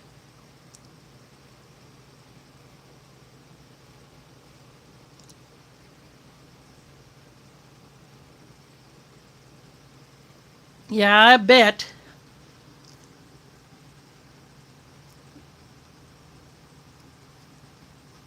But now there's some new entrees that I'm looking forward to trying. The cheese pizza. I had a cheese pizza, but that was put in one by allmres.com. But whoever packed that one messed up and put a pepperoni pizza in there instead of 2 pieces of the cheese pizza. So I contacted them about it, and they sent me 2 more cheese pizzas instead of just the one to replace the pepperoni one, which I then gave to someone else. So anytime I got the pepperoni pizza slice, I saved that one to give to someone else, and I did. And then not the barbecue beef strips or the Asian beef strips, but there's a savory beef strips that I believe is a new menu, so I'm looking forward to trying those. CT reviewed a cheese pizza, but I don't think he liked it, or there was something up with it, or there's something else in that particular one that he didn't like. But well, he carries rations in his truck because he may not always be able to. Sorry, just a brief disconnect. CT may not always be able to either get to a place where he can get a meal, or he doesn't have the time, or there's a place nearby but it's closed.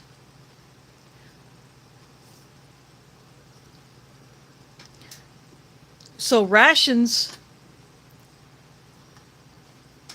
have really been almost a sanity saver for him, unless he gets one that is absolutely messed up or no good. Yeah, when he's going back and forth between the U.S. and Canada,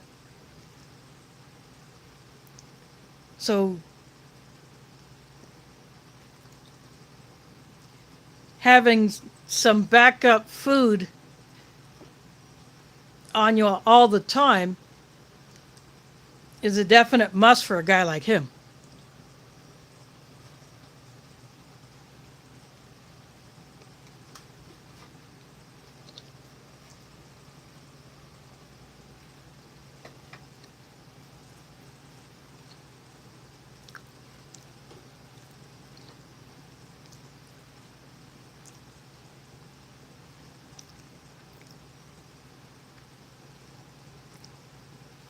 And speaking of CT, he sent Multi Magnum a halal MRE, the lentil stew with lamb, and I watched that video earlier today.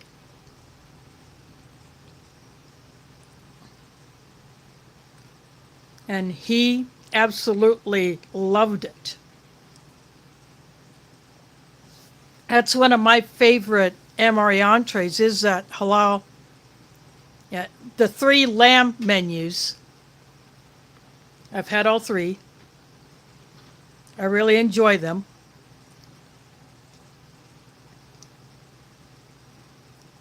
I would keep getting them again. I may not review them every time, but just to have them because I really enjoy lamb.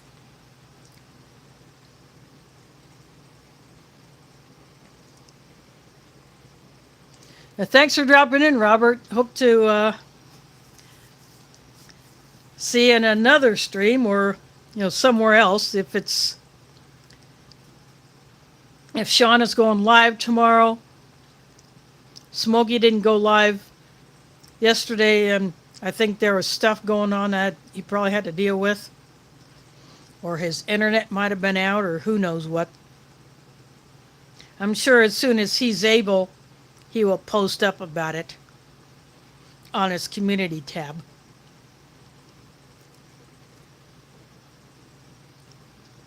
But if Sean goes live with the Ration Museum channel, that may be at 5.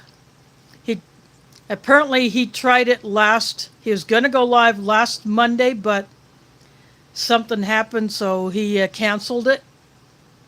But it was going to be at 5 Eastern, 4 Central.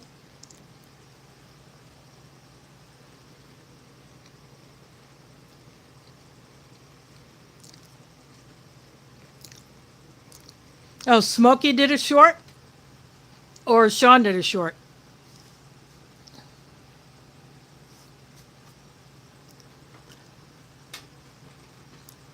I didn't even check Smokey's channel at all yesterday. I was looking for, the time that he would normally go on. My feed just never showed any community posts, so I figured that he might not go on, and then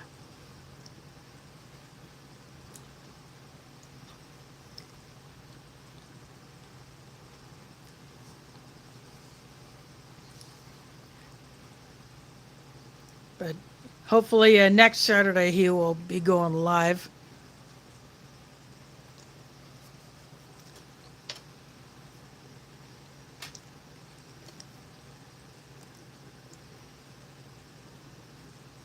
I'm eating more of this muffin top.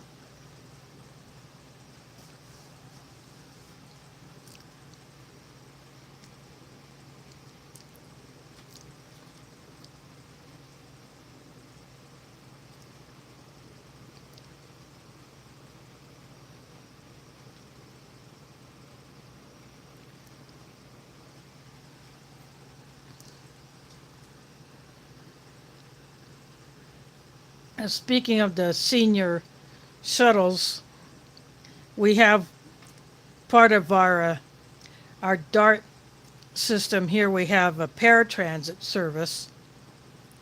Been trying to get my mom to apply for it, but she just won't bite.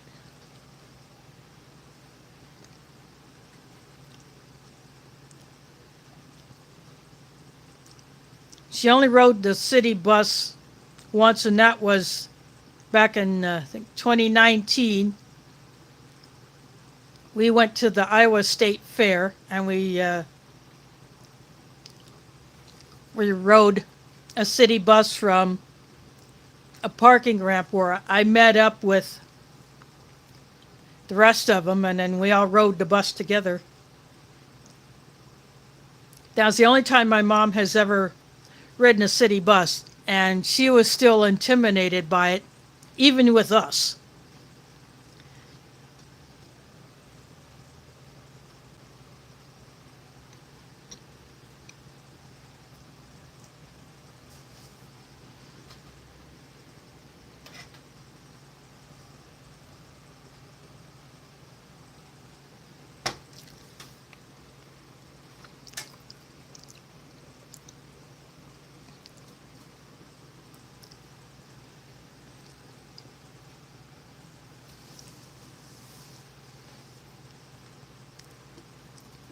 Yeah, I bet that service there is probably busy all the time.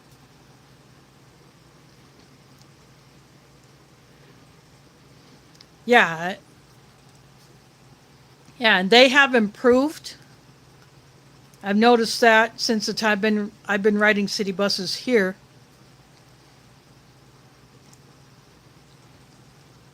Back in the 80s and 90s, most buses did not have a way for a person in a wheelchair or who uses one of those scooters to get in and out of a bus unless they use paratransit exclusively.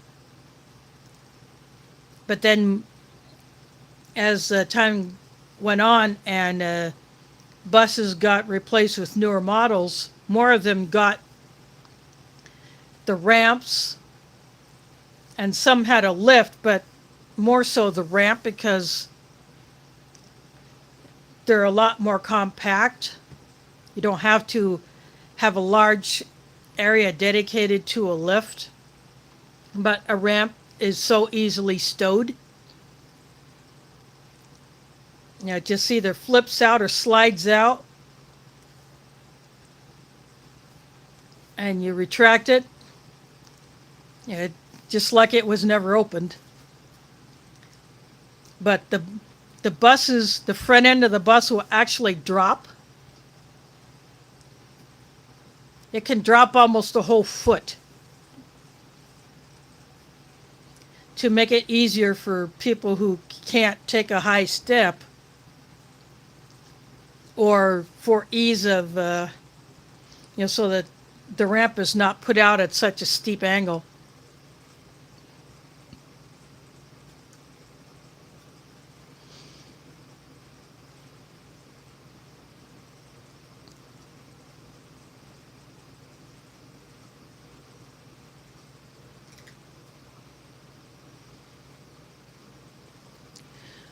Oh yeah, I bet.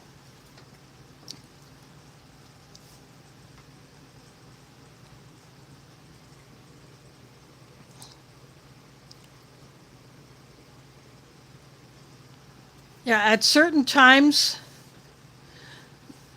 bus rides will be free.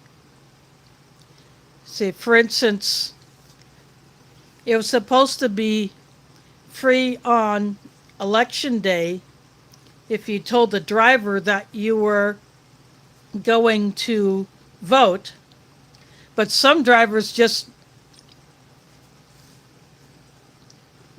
told everybody it's free even if you're going home.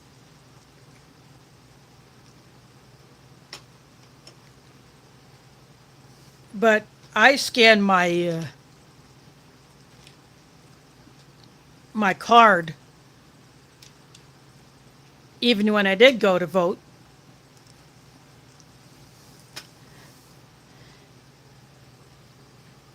And then there was then a couple weeks ago,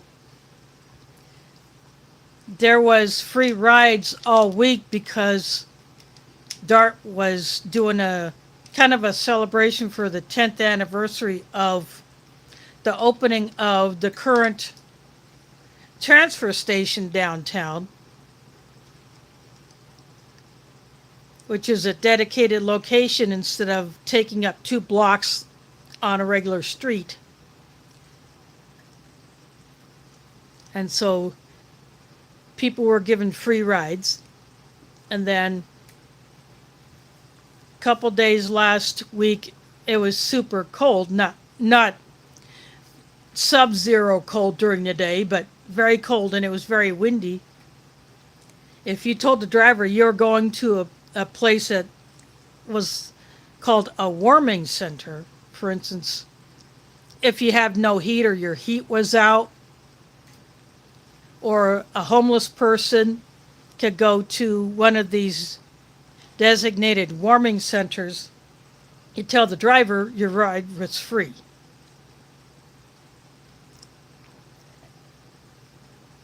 But the times that I rode, I never heard anyone specifically saying they were going to such a place. So everybody either paid with tokens or money, or they scanned the pass.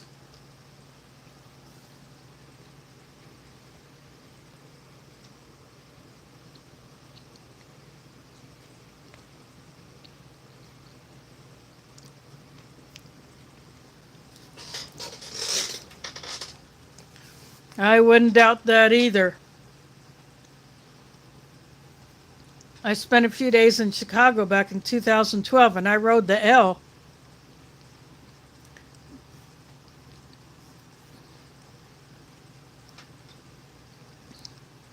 Sometimes, or 3 or 4 times in a day. One day I rode 2 buses to get to a location.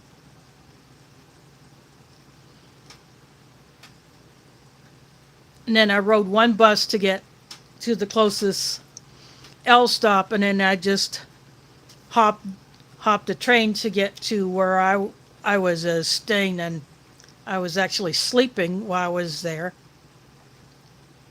because I stayed in a large apartment with some locals. But I rode by Wrigley Field, but because I was so busy, I never had time to take in a Cubs game, even if they're playing at home.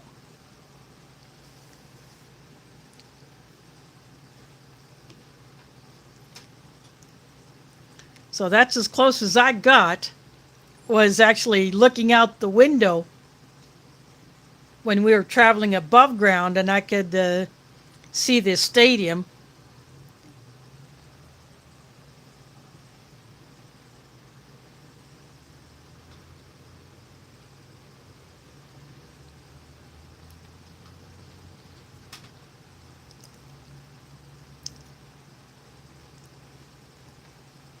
But the buses that I rode had voice boxes in them calling out specific intersections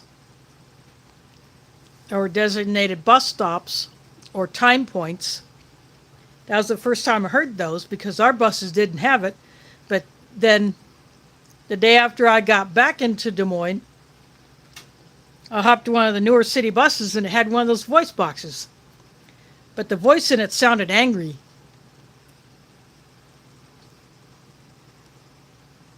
And a lot of people complained about that. So DART was experimenting with different computer generated voices, but they got a lot of heat from that, about that one that sounded angry. So they finally settled on a main one, and then kind of a couple others for special announcements.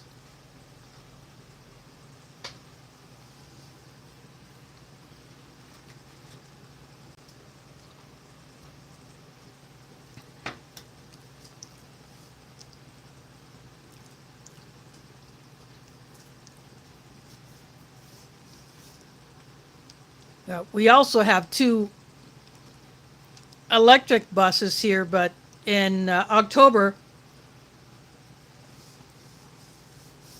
they got quote unquote retired for the year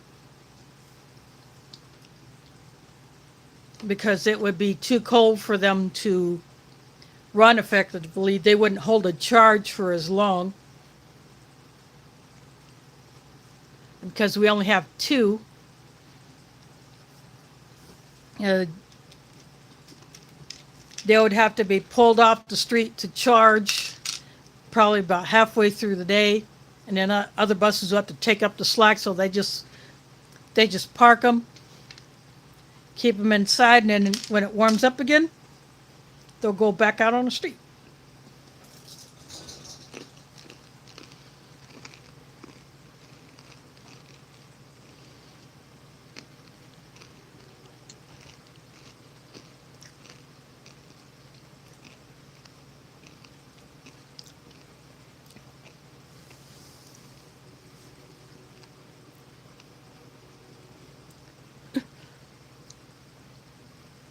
Thanks for dropping in, Carpenter Self Reliance. Hope to see you another time.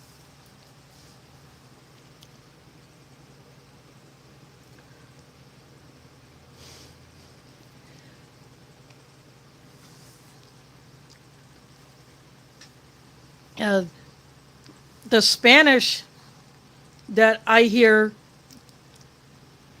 is always done with a male voice. You don't use a female voice for the Spanish, but occasionally a word might get mispronounced, or an English word is substituted for the corresponding Spanish word, but they've been getting better at that.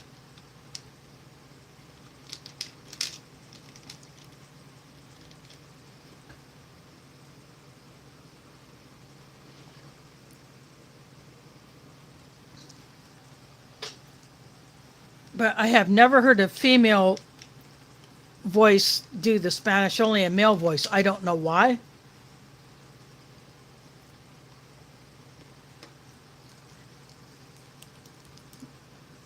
Maybe they just don't like how the female voices would work, or maybe it's a recording of an actual person. I don't know. Yep, it's definitely crazy.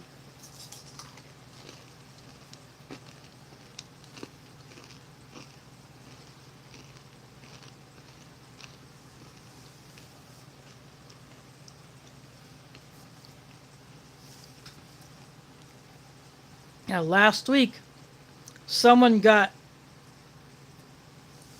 extremely upset because the bus was running 2 minutes late.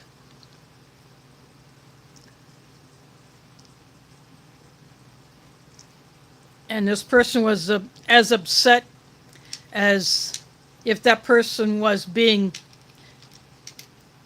fired for no just reason from a job.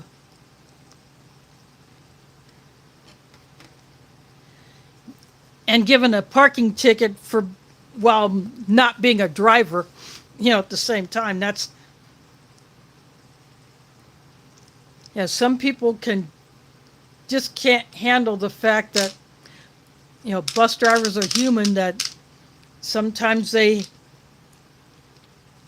have to take extra time to either, pick up extra people or drop a whole bunch of people at a stop, or,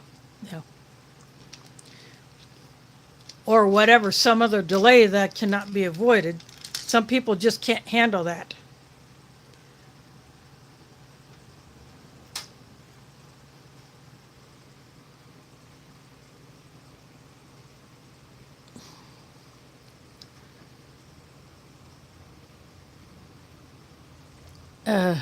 Yep.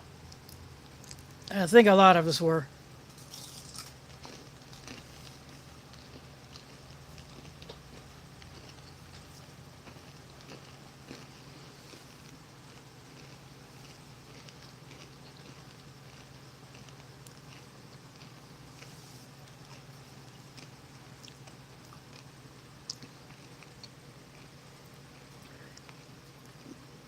Yeah, I'm still here. Just been yapping.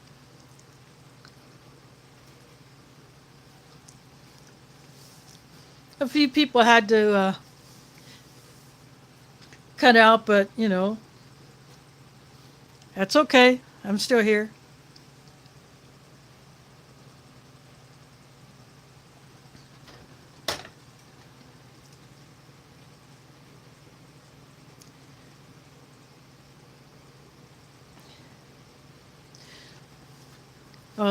That's okay.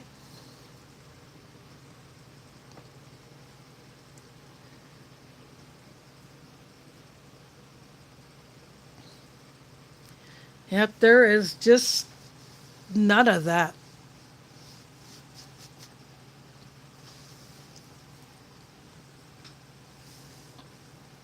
And when you have it in your own family that,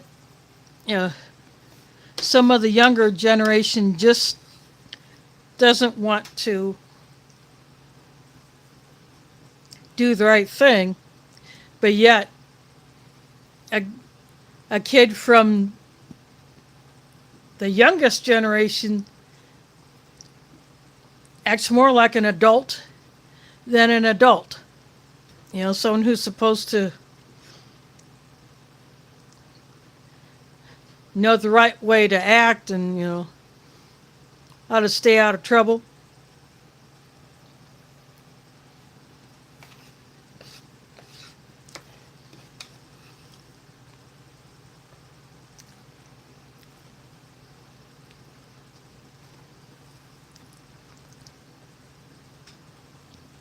That's all I will say about that. No, Art and Nina did not come in. I'm sure they're busy with stuff. I have not seen any updates on their new digs, whether or not they have moved in. Although Nina did put up a video about opening up a foreign ration, but she did not eat it. She closed it back up. So I guess Art will review that ration later.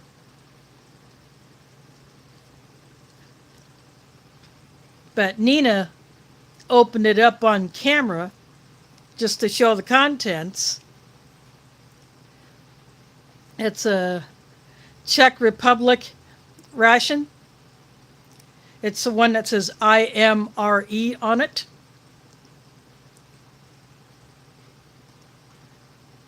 So it's a newer version of that ration. So it's funny, at the end of the video she says, I'll tape it up at the bottom so Art won't know. Well, he'll watch the video.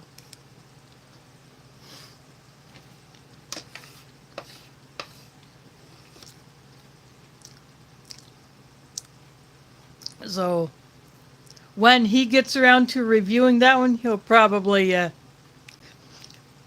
give Nina a friendly jab about opening it up.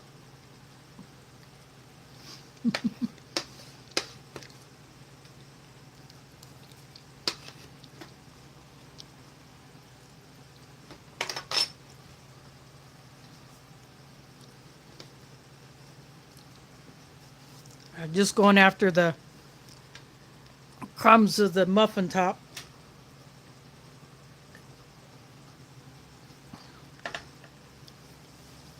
Yeah.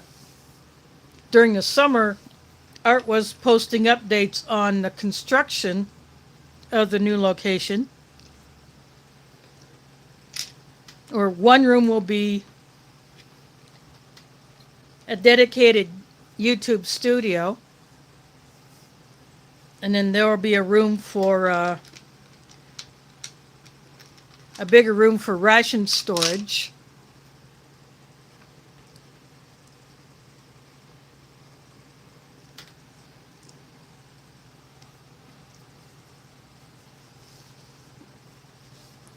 But I have not seen any updates on the Sleepy Dog Construction channel because that's where those updates were posted.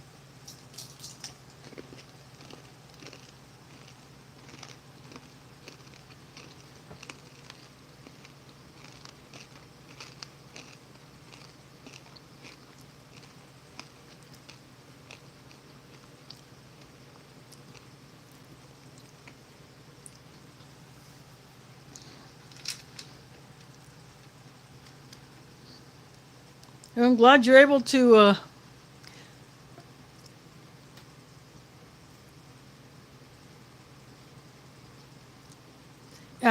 he may have retired from the construction business, but he was actually showing updates on the building of their new, I think it's like a townhouse, but it's also going to be, I mean, it's still going to be their business location. It's just that it has more room than their current house.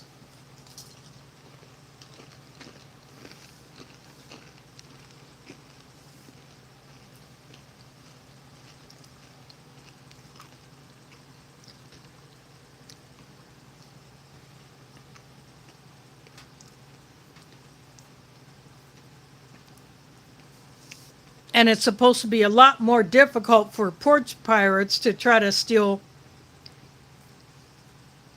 boxes, because Art did catch someone trying to nab an inventory delivery, but he chased him down and got the box back. And it was all caught on camera.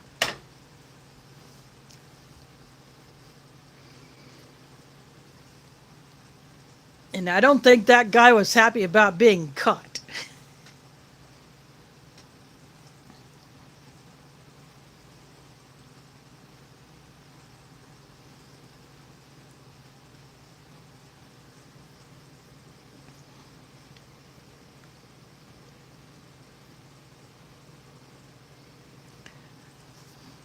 No, Art was in construction, so he also showed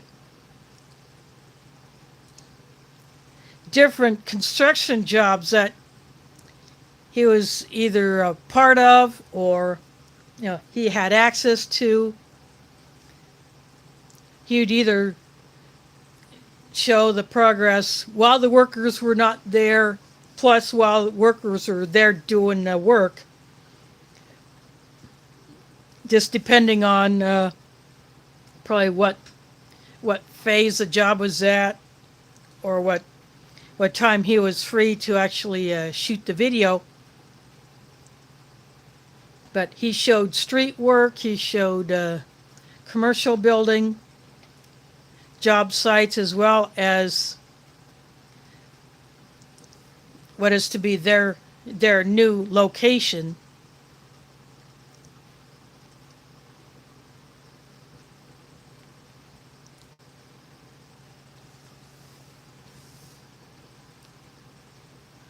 Or they would run the business out of, but have not seen any updates about that.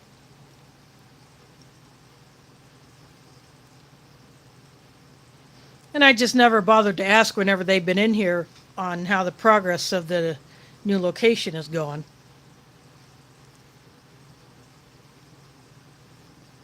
I guess I don't think about it when they're in here.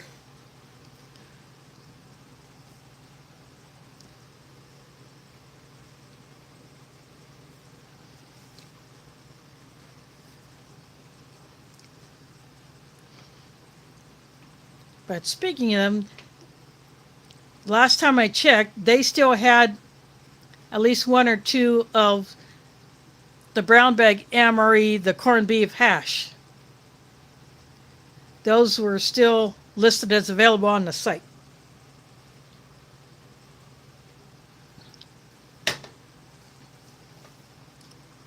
I've had that one twice, and both of them were absolutely perfect.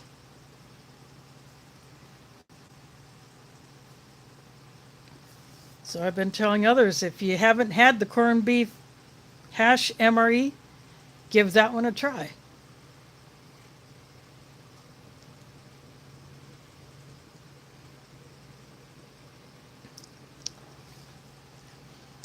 Yeah. A friend's daughter works for a construction company, and she is on the cement crew, or one of the cement crews for her construction company.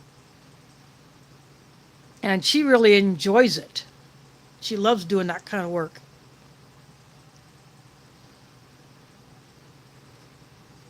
And apparently she has showed up some of the guys.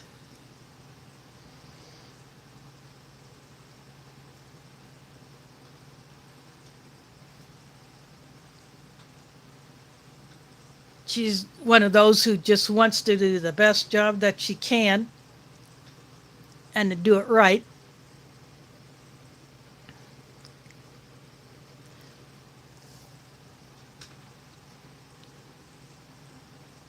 But anything construction, she really enjoys. And she's done the wood aspect of it, but she likes the cement work the most. Yeah, my brother has experience in some of those. He's done drywall, he's done landscaping, he's done general construction, he's done auto detailing. But since his accident over a year ago, he hasn't been able to get steady work that he can actually do for long periods of time without having to take frequent breaks.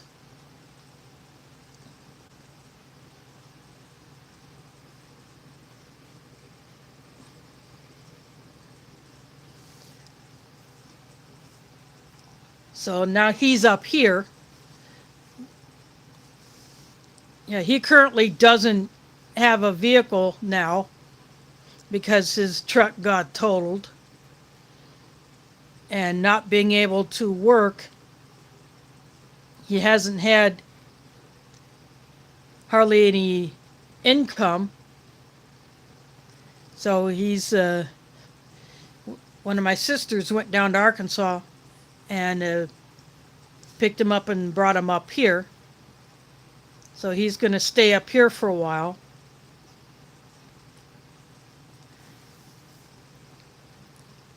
Just to see if there's anything that he can do up here.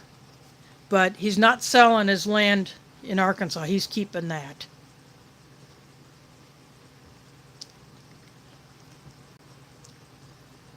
You know, being up here is just a temporary thing. Plus, you know, after Mom's health scares, he was wanting to be up here anyway.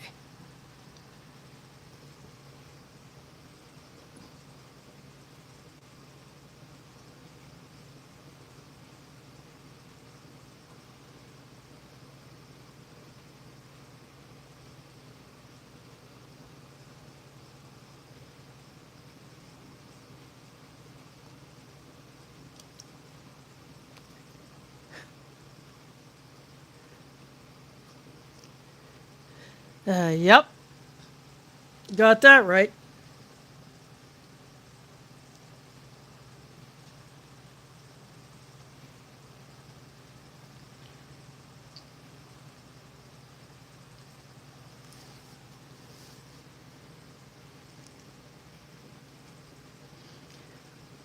In fact, I ate a sandwich for lunch too.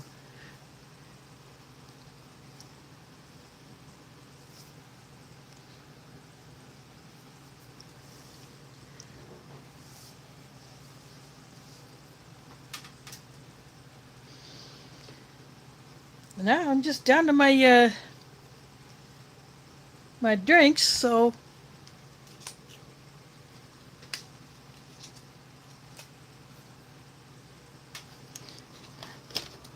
there's this I'll save for another time.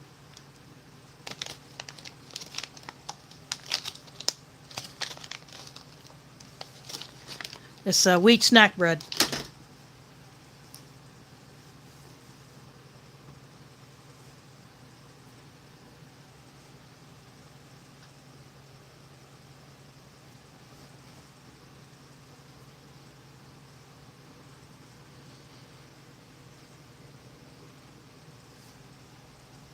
What I will do with it, I don't know. Give me a few weeks, I'll figure it out. But I think I am going to go ahead and call this one good. It was good having everybody in here, even if it was for just a few minutes.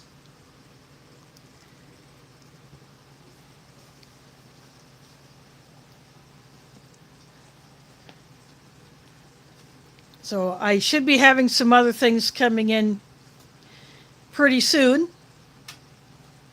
I don't know which package will come first.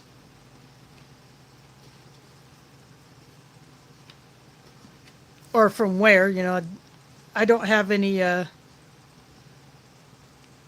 updates on any of that, but I hope I have something to do for next Sunday.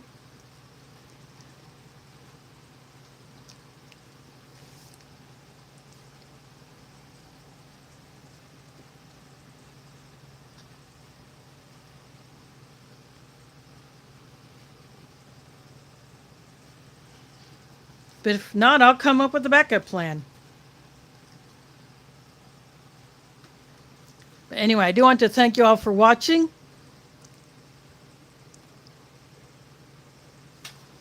Yeah, I already ate all the Thanksgiving leftovers. I was gone in a couple of days.